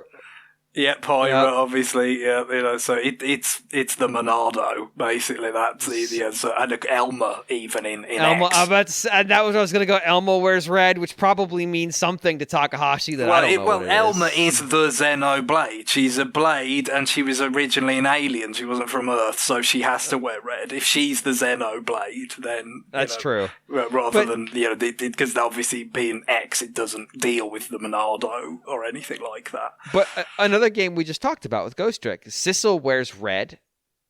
Lynn has bright red hair. Like it really is a character for making things explode off the page. It's like we want you to see this. We want you to appreciate it. Your eyes need to go here. They need to draw to you. Because I think the idea of what makes a good character design, like you can for Ghost Trick, Missile. Missile's just a drawing of a Pomeranian. There's nothing particularly unique about Missile. Somebody drew a Pomeranian in the art style of the game. It's everything they do with that character design. It's the fact that his image bounces on screen when everybody else just sits there. It's that he's the only one that gets to do text that's not the standard text size. When people talk about him, his text just comes through quavering, filling the whole text box, saying his own name of It's Missile, where he's both telling people what his name is and also declaring his existence. It's not just like a character that looks cool is just a character that looks cool. And if you go look at like some of the Star Wars Cantina shots, there are a lot of characters that look kind of cool, but nobody's going to remember them just for being neat. Therm's Scissor Punch isn't memorable. The only thing that's memorable is that they named a fucking lobster-handed character Therm's Scissor Punch because the Solo movie is stupid. Can you imagine? Like, you go to register, like, your civilization's been discovered and the fucking Galactic Republic just names you Scissor Punch because you have claw hands? I'd be fucking so pissed off. This is just straight up Clamps from Futurama. God. Who's very proud of his clamps, by the way. Yeah. Is it clamping time, boss? Always you with the clamps. I gotta say, the Cantina aliens, though, like, probably a lot of them wouldn't be as memorable if they hadn't run out of characters to make toys out of. And so, like, you could end up with whatever. Well, at this point, I don't really remember the Cantina alien names, but I did read that one book. But Max Rebo? No, wait, that's in Jedi. That's the blue guy. Yeah. I mean, it is basically just the Cantina on steroids, isn't it? Jabba's Palace. Yeah. So before Max Rebo, there was the Jizz Whalers. No, wait. Just like they could have done anything because that wasn't named before, and no, they decided we're gonna do it. Owun Damal. That's the one that's got like the green head that's just the Gray's alien. Bo Shek, Mowan Nadan. That's the one that's a slug head. That's the one I was looking for. Like, that character is interesting and visually arresting when you see it. Because, of course, it's a model. It's an actual person in a suit. And it's just got this like weird slug head. Or maybe it's a snail. And that's neat and unique and captivating, of course, but he doesn't talk, so he can't do anything. So, like, that character could be in... what is the name of that? The Hanar in Mass Effect, yeah. Mass Effect, yeah. They're just floating jellyfish. So you'd think, like, well, what could be iconic about them or good character design about them? It's just how they talk. It's how they act. It's that they're out there doing their weird religious stuff. Or there's this weird, like, speaking of Sly Stallone style actor who's a Hanar. And there's nothing about them that's particularly distinct, but that context you put them in is just so stupid and so ridiculous that they're the only race whose name I remember. That's it. And you see Hanar for maybe 8 minutes total. But I'll never forget them because they're interesting and they're silly, and their design pays off. It's not just a neat outfit. It's a whole presentation box. Well, Link's interesting. Like, so there's been a lot of revisions on Link. Yeah, there has. Although it's always been a bit like, well, kind of make him ambiguous because it's, at least until the Breath of the Wild era, it is really meant to be kind of an insert character. Right. Now it's almost like it's still kind of an insert character, but he is named Link, and all this sort of stuff. Does kind of feel like it's not as kind of customizable. I mean, literally in the case of the name, but also there was a whole thing of he used to be left-handed, and then they made him right-handed because we have an email about this. But yeah, we did. Yeah, they made him right-handed because people are going to be using Twilight Princess. They're going to be using their right hand in most cases to do the motion controls. Entire game. So we're going to flip the whole game, to accommodate that. But I mean, really, again, it feels like it's just something that should be like just customizable, right? Like, but I mean, for me, it would be better. Link should probably be, if you went through the original concept of, that he is a player insert character and stuff, it could have been more like a Mass Effect, where it can be you customize it a fair bit, or the main character in Xenoblade X, where it's just like you make the character. Because I mean, it never really has like that many kind of particular thing, like experiences or things that just make you think like, oh well, this I can't project myself onto this character. That's mostly what he's there for. So I don't know why we can't just customize it more completely, especially now that, for a time, whatever Link was, and there was Wind Waker Link, and, all the, going from, 2D to 3D and all this different stuff. But it's the look, the green tunic and the hat, that doesn't change. But the funny thing is, now that we've entered the Breath of the Wild, that does change. Like, you wear loads of different clothes. You have a million different ways you can look. So I don't know why we can't customize a few other things about Link at this point, because it's like, well, it does seem to me to be quite logical. But at the same time, it's kind of interesting that they managed to make this character that was kind of almost purposefully generic into something that is like a very famous, identifiable character. That is kind of, it's a weird bit of tightrope walking that they've done over the years, but they must have done something right in that. Yeah, and you can... Oh, go ahead. No, I'm moving on to something else. Sorry. I was gonna say, well, you could see it in how they, I would say around Ocarina of Time, or as we were referring to it, Zelda 64. You can see they start leaning into that more. But I maybe even in Link's Awakening, all those little anime sketches of Link doing stupid stuff from the camera. There is a sense that at that point they were starting to personize him more. Like that he was a thing. It wasn't just like a sprite that you controlled on the game map. Because there's pictures of him doing stuff and having some personality and being fun. The one from him with the Zora really amuses me.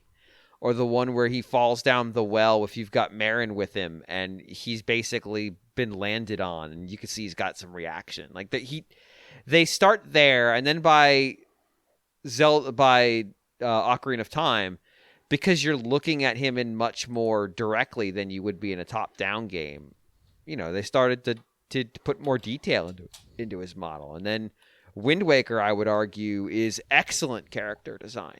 I mean, just masterclass work. And again, it's how everything fits with that. It really embellishes it all. I mean, the design is one thing, and it certainly has its merits, but the way it all matches with particular the environments and the sort of little flourishes, the way things explode, the way enemies collapse, the way, everything has this common kind of flourish energy to it, that runs through it, and it all fits. So it's just like, this is how Link would look in this world. You know what I mean? Like, it's just like you've run Link through some sort of filter of this, very sort of, your kind of particular take on Hyrule, and this is how he would come out. It feels simultaneously kind of, obviously quite different, but authentic at the same time because of how everything fits together. But not just Link generically. This specific Link. This Link at this age in his life who's lived this kind of life. Because this is, if you ran Ocarina of Time or Majora's Mask, especially post-game Majora's Mask, Jesus, that Link's going to have trauma. Through this magical filter, you'd end up with a very different character. Because Link would be a much less playful character, say the least. A little bit grittier, a little bit more. You wouldn't want him to be shorter than ultimately than Zelda. You'd want him to be taller than her. You'd want him to be more imposing physically. Even Link from childhood in Ocarina of Time shows signs of athleticism, I guess is the best way of describing it. Whereas Wind Waker Link's head is so big he should be toppling over all the time. So yeah, you're right. It's a whole context thing, but I guess I just go back to it's about what it says about that character. You can earn it. Like Mario doesn't say anything about Mario, but that character earned it by just through repetition. Well, and that was obviously, as we know, very much if we're talking about the popularity of the bald space marine thing that happened, in the aughts or whatever. But and that had some roots in technical, issues. Although it very much just became, I guess, something that people thought they had to do. Like, again, with Mass Effect, like you could customize the character, but they put the bald space marine guy on the cover. They put that version of the character on the cover because that was what you did in that time. Like, that's what sold. Evidently, that's what people believed. Evidently. But with Mario, it was very much like, it just, how do you define a character in so few pixels? The hat and mustache were just practical, and that's how you're literally defining him. That's and obviously Miyamoto being principally an artist when he's working on Donkey Kong. Those are the sort of practical concerns he's going to have. How would you have something artistically that can still come across when you're filtering it down to such a low, kind of resolution and a low detail medium as an arcade game would be, a playable character in an arcade game in 1981 would be. So it's that's certainly being practical has often been something that has been very important. And to that end, fighting game characters, and then you should speak this, brawlers characters, like they put a lot of iconography in the limited space they have of the character model to speak to who they are, to make them memorable. And sometimes they have to do something weird to do it, because like Guile's a military man, so what's he going to do? Well, he's deliberately going to be wearing clothes that are not distinct, so we'll give him a fucking table for a haircut. Like that, we'll do that instead. We'll make him giant. I mean, because he's huge, even compared to some of the other characters in the game. Like we'll do things to make him America Man, but we'll really go for it. And good fighting games work when they do that, when they put characters together that instantly tell you who they are. Gilmy, you said you were gonna move to something else? No. Well, the one of the better character designs that I remember from Nintendo in the past 10, 15 years is the Miis. As they're being phased out, I'm gonna miss the Miis.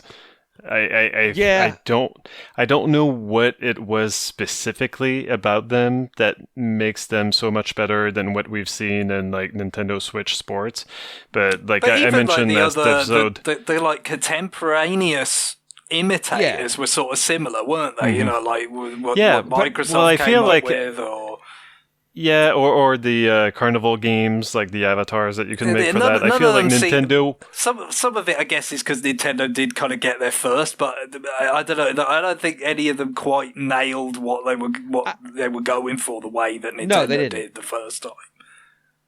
And the way that they, like, it wasn't like from the very beginning, like they didn't have that, but they eventually in mini games like Tomodachi Life or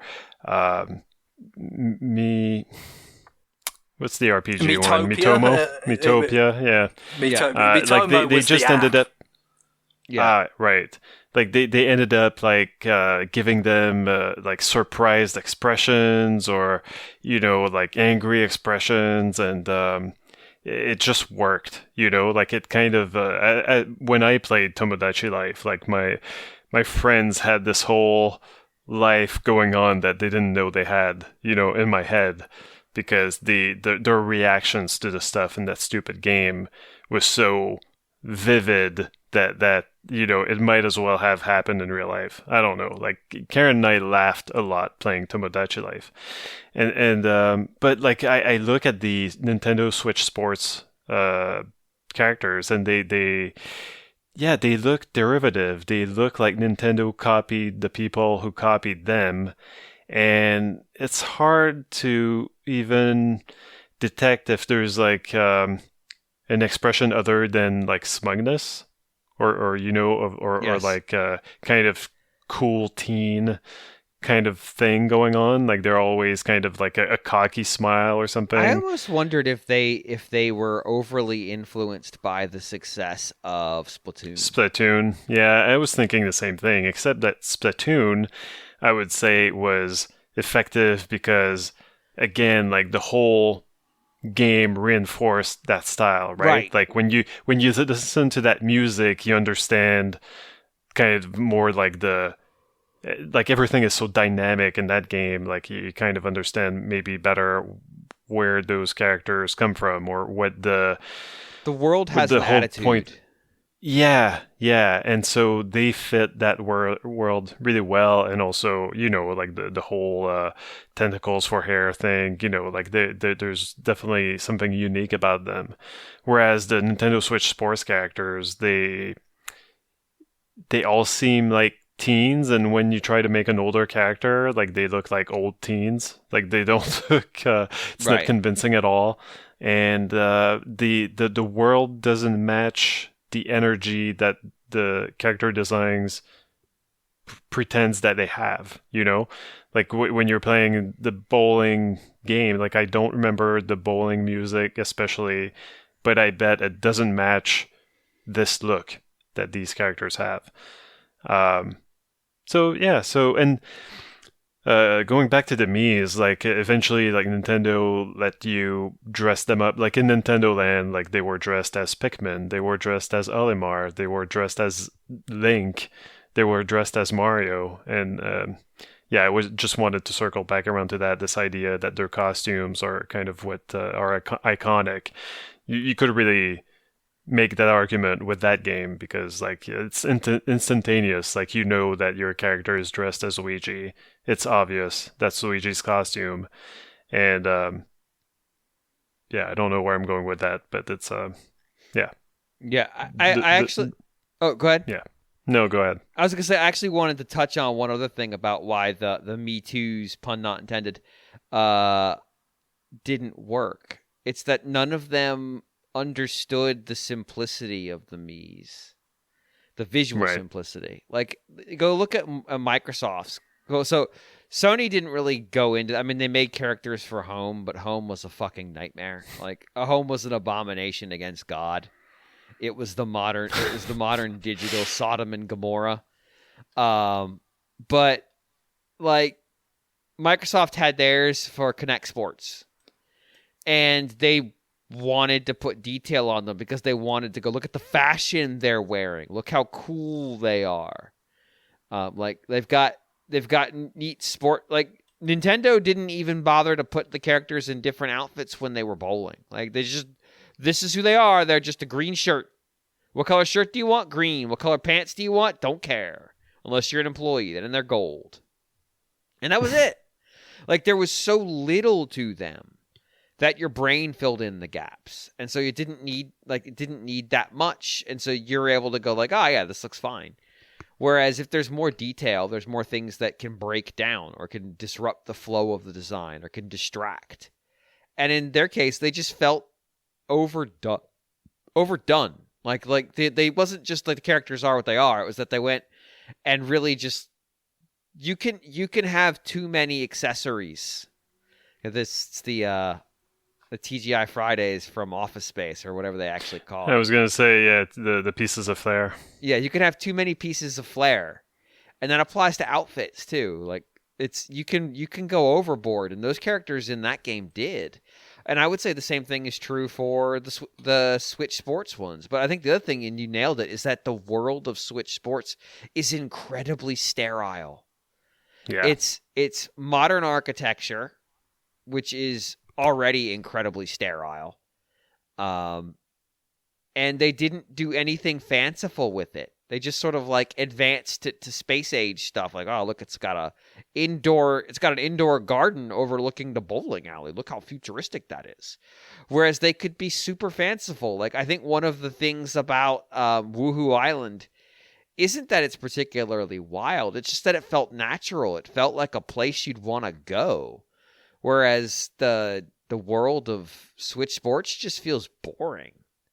It feels like something that an oil sheik would build in their emirate. And you're like, well, I mean, this was obviously very expensive and it's extremely clean, but there's nothing interesting here. It's just metal construction, shiny surfaces, marble floors, but all one color. Fanciful gardens, not fanciful, detailed gardens indoors, big glass windows. It's like, I mean, great, you did it, but there's nothing, it's soulless, it's empty, it's vapid. And I think that ultimately ends up showing up in the characters. There's a lot to them, but there's nothing to them. And so it's just like, yeah, the costume rack blew up, and here's the result that landed on the model. We put a face on it, and we called it a day. Nobody's wearing a goddamn horse mask, but still. Well, actually, so you can unlock costumes, and so I did turn my character into a burger person, which is kind of it was a little bit upsetting because like even the arms were seemingly made of ground beef. Like it was a little bit weird, but like despite the burger costume, it was not. I don't know, like well, like at that point, like the character pretty much disappeared, like because it became a burger. It just became the burger. Yeah.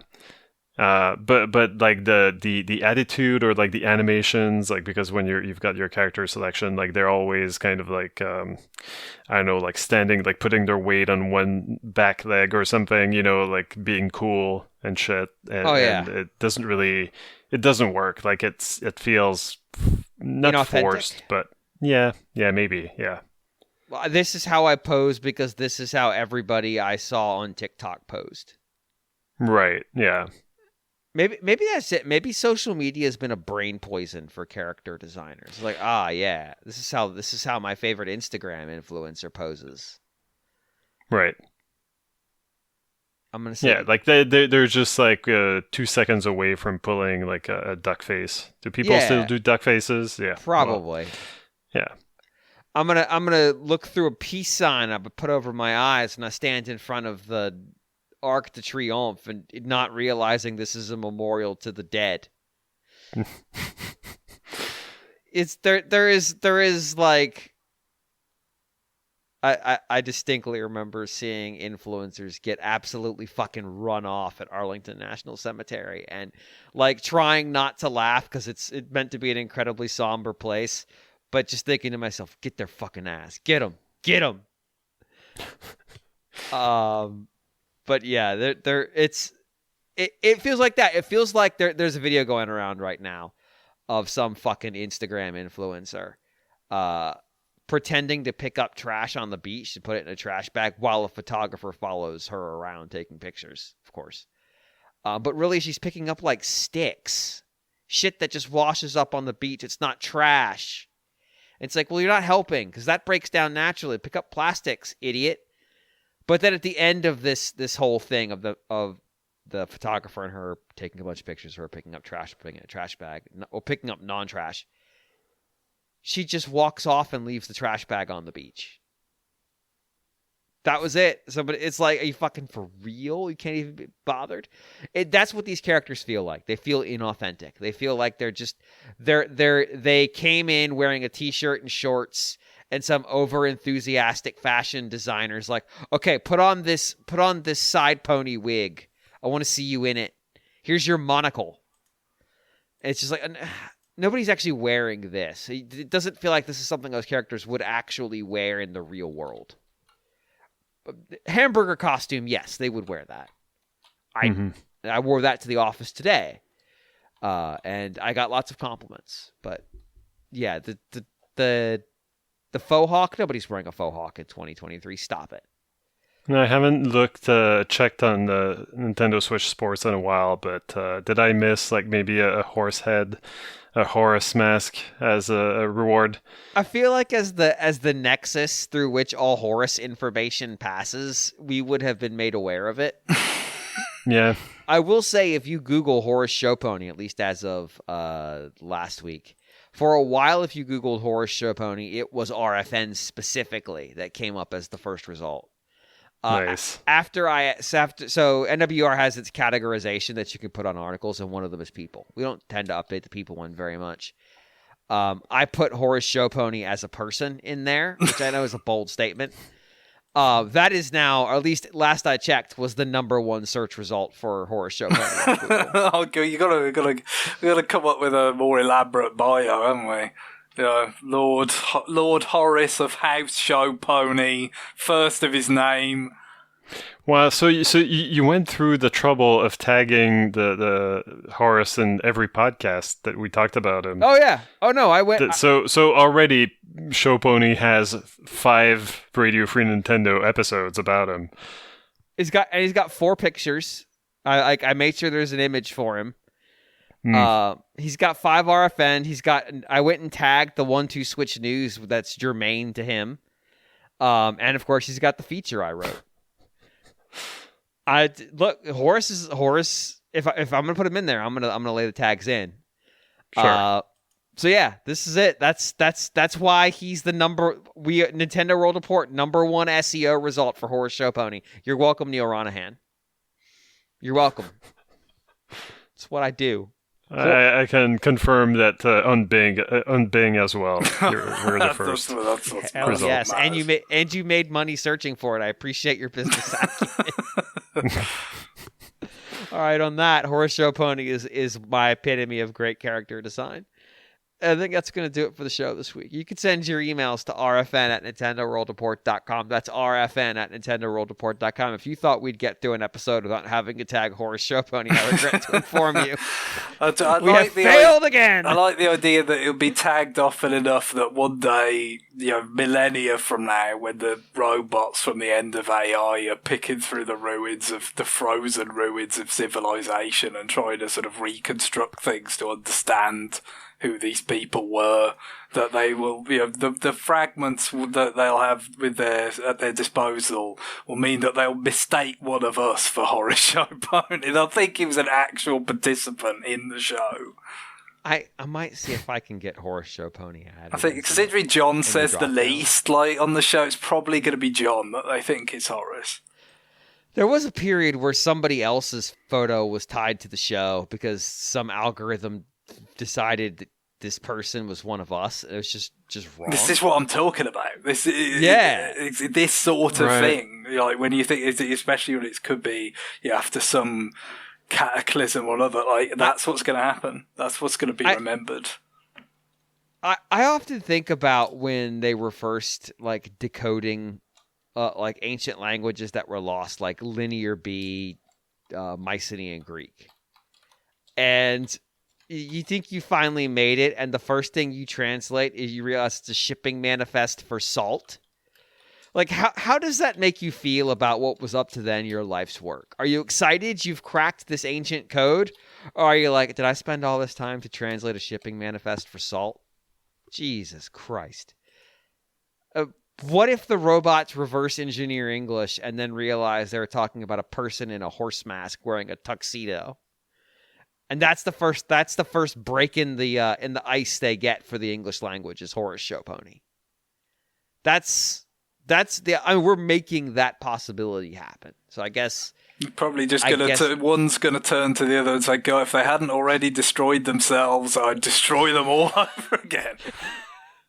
Or they'll be like, "God, we should figure out how to get horse masks," or just trying to figure out what the fuck a horse is. What's a horse? What is that? Did you know that there was a period where they evolved from are horses ungulates? I guess they are. Weird. Yeah, I don't know. But that's RFN and NintendoWorldReport.com. Is Horace Showpony a member of the genus Homo? You tell us, because apparently he's part horse.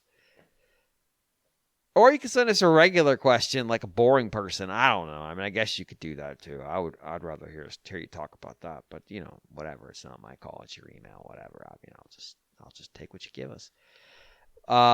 But plugs. I don't think we have any this week, do we? I think we're good. No. I think we're plugged out.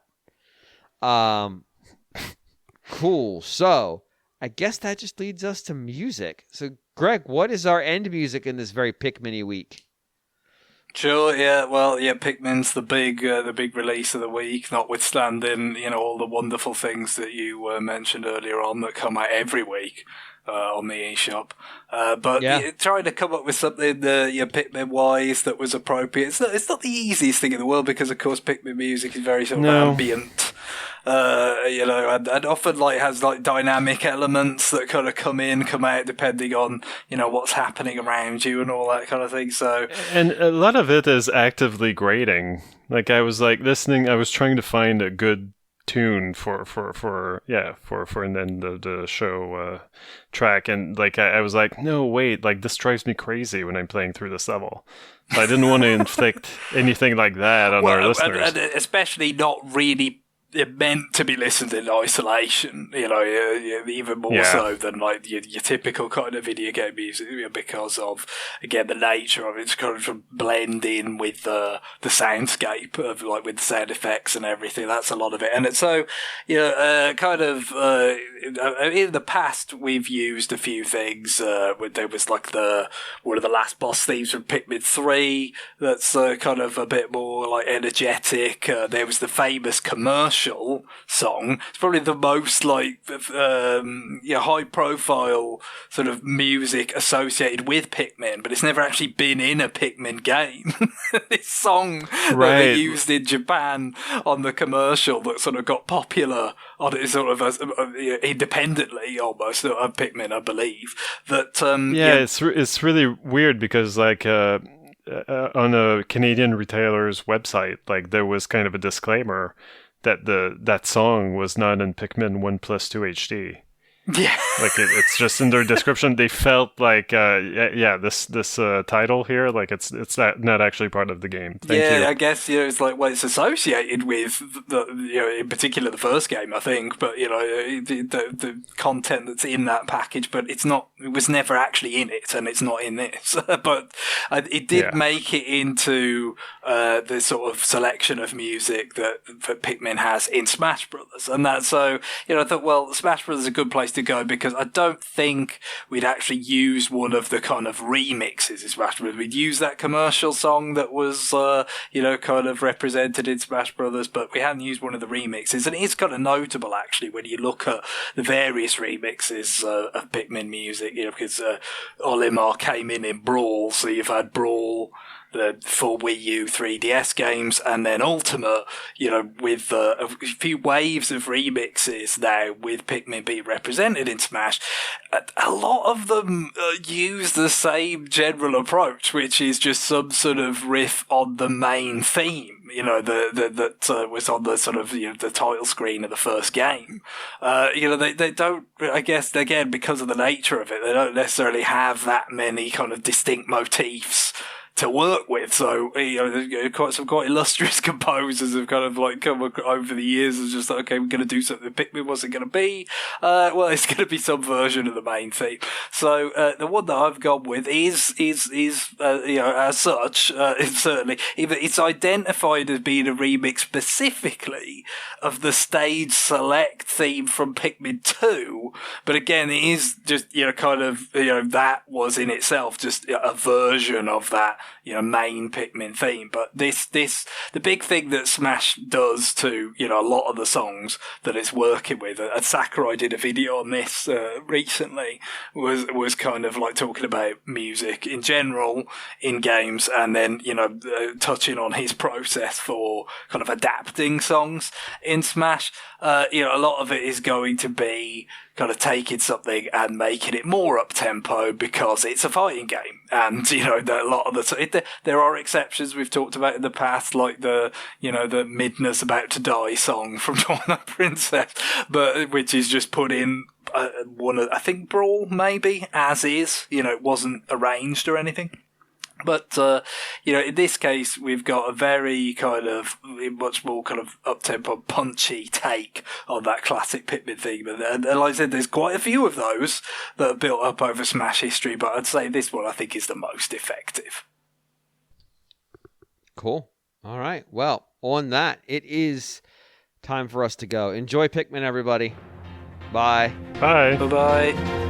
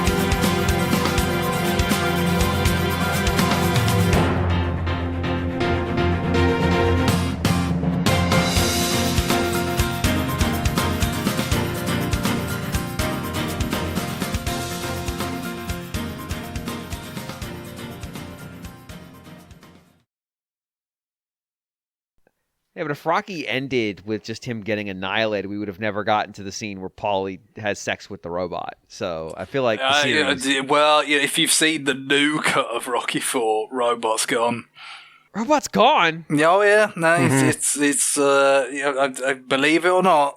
If you ever thought Stallone was incapable of shame, you were wrong. He is, and Robot is gone, and most of the scenes with Burt Young, who played Paulie, as a result, are gone as well. It's just like, he barely gets to talk in the new cut. It's just like this. There's a bit where Rocky's going out before the fight in Russia, and Paulie has this sort of little speech about, if I could have been anybody other than me, I'd be you. You're great and all this. It's like, yeah, you haven't had a line in a while.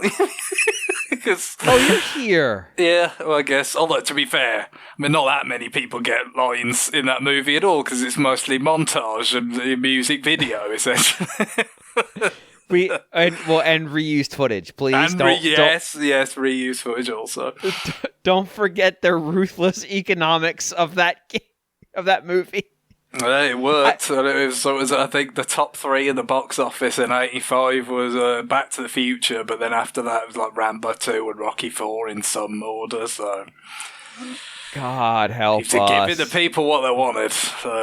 But I think he's realised that people... It's a strange, arguably, conclusion to draw that this many years later, Sly seems to think we're less keen on sex with robots now than we were then. But that's the determination he's made. I would say that the degree to which I am keen on the idea is roughly the same as it was at any point in my life. I'm not going to decide where I am. I'm just going to say I've been fairly static on that particular issue. It's not an evolving topic. Is the way I would look at it. So if we're now in the Sly Stallone has shame era, and we're going to go re-edit our previous products, what does Stop or My Mom Will Shoot look like? There's a few classics. Oscar, I would recommend, should probably just be Memory Hold or something. It's just that image of him hanging on the cover, freeze framed for an hour and 30 minutes. I don't know how he feels about Cobra these days, but. He probably thinks Cobra's great. I mean, he did 3 Expendables movies. He loves Cobra. What are you talking about? God. Anyway, emails. You send them. We talk about Sly Stallone movies. You can send your emails to rfn@nintendoworldreport.com. That's rfn@nintendoworldreport.com. John is not here to test if he is a robot. But since I screwed up world and said weirds, I think we can all conclude that I am the worst robot. And since I am the worst robot, I'm going to read an incredibly appropriate email. Dare I suggest a new test for whether we're talking to a John robot, whether he has romantic feelings for Burt Young? Maybe that is the...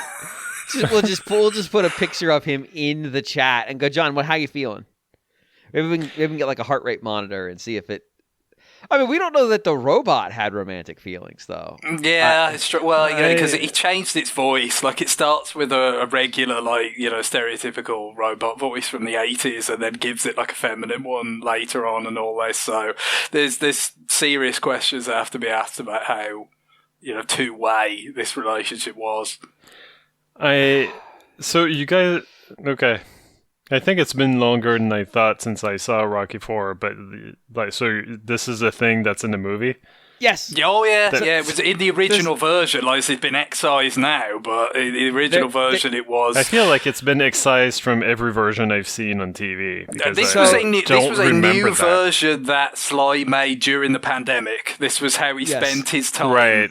But I feel like, like TV edits, I feel like my channels have been... It's always been extraneous. I mean, I wouldn't have said they'd be wrong for getting rid of it. I want to be clear, lest someone who hasn't seen Rocky 4 think we are saying that there is an on-scene lovemaking to the robot. There is not. That part is a joke. The problem is that Paulie and this robot are in every scene together, and it's very weird and awkward, and the only implication is, one, there's no reason for him to have it, because the robot doesn't appear to do anything useful. The only reason him in particular, would have it would be for sexual relief. And so that is the conclusion that pretty much everybody who watches it goes, oh, he fucks that robot, though. And again, the voice change. Like, why did he feel the need to do that? Why was that necessary? It is very much like they wanted to introduce... So he was already kind of a comedy relief character. Yeah, again, it's the evolution of the Rocky series, isn't it? In the first film, which was actually attempting to be a motion picture... It's right. He's an abusive character. He's not a nice person. It's it's trying to be real, right? It's like that. That's Adrian's family is not very nice to her. That's part of the kind of that just the life that everybody's living in Philly, right? Not everybody's a lovely guy, and all this kind of stuff. So it's trying to be quite. Obviously, it's even the first one has its kind of fairy tale qualities, but it's trying to be somewhat grounded. But when it becomes a franchise, it's like, well, that sort of somewhat abusive, character of Paulie. Well, it's like, well, what do we do with it? Oh, we just, we just make him a comic relief character. I mean, I guess it kind of starts in the third one when, like, he starts and he's in a pinball arcade, getting drunk or something, and then Stallone's all slick and rich now, and he's trying to straighten him out, and I guess he kind of does by the end of the movie. But yeah, they were really struggling for things to give him when it came to the fourth one, and that's what they came up with. I mean, part of it is he also had to become more involved in some other stuff, and they needed, because he's not functionally required to the boxing component of the movie, and so they put him in the corner just so he could be someone that he could get reaction shots from. Basically, during the fights, somebody to cheer that isn't just Adrian or or someone who's actually coaching it on boxing, right? So they couldn't get rid of him because somebody needed to fill that role, especially because I'm blanking on the coach. Well, they wrote him out in the third one. He was gone. They Burgess Meredith playing Mick. Obviously he played the Penguin in the '66 Batman series. Yeah, they had to up the stakes in each film, right? Which meant people started dying now. So it's like, well, Mick falls down the stairs, he's dead. And the fourth one, well, someone's got to die. That's apparently the only way that Stallone can get fired up. The Balboa can get fired up anymore. So now Apollo's got to die in the ring. This is the problem. You keep doing them, you have to escalate, and very, very silly things started happening. Oh, well, that doesn't even get us to 5. Yeah, five was an attempt to de-escalate. But that went wrong in its own way. 5 was a turn down the temperature moment, but also 5 is so incredibly stupid. It's a very dumb series, but I mean, it's not like there's another. He kept getting rewarded for it. He made it dumber and he got more successful. So I mean, how do you think he's going to respond to that? Well, it's not like there's another series that started very serious and then just got dumber as it went on. Exactly. It's the same year. Or is it Rambo 2? Again, it's like, what? I mean, we went from Rambo 1, where it's like, it does suck the way that veterans were treated when they came back from everything that went through in Vietnam. It's tragic. And look at these, abusive cops that, kind of completely screw them up. And then, it's all very tragic. To what if we didn't lose Vietnam? What if Stallone just goes back there and writes it all with a crossbow or a bow and arrow and some explosives? It's just it's literally like, hey, this man is very disturbed and needs help, and we have failed him as a society to this man what could have won Vietnam on his own and maybe still can. What if we give him incredibly inefficient weaponry and set him loose upon a different society? And also, why don't we have him shoot some computers because technology's bad and James Cameron's writing the script and he apparently is, got a very complex relationship with technology, should we say? Oh, he was right, too. Computers are bad. Mm-hmm. Nothing good comes out, including this podcast. You are listening to this podcast in the spirit of the robot thing getting cut out, all of this has got to go. Yeah. No, I mean, it's all staying in, so... It's got at least at the end. It's got to go at the end rather than the beginning. I might just make it longer. I might just add a director commentary to it and leave it in place. James, why does it take you 92 minutes to get to the first emo? Well, I added a director's commentary, and then I added another director's commentary on top of it. Peter Jackson's director's commentary of his director's commentary. Do it. I want a commentary on that really not good commentary from King Kong. All right. Anyway, email. I'm going to try to read this email again. It's very relevant, which is the scary part.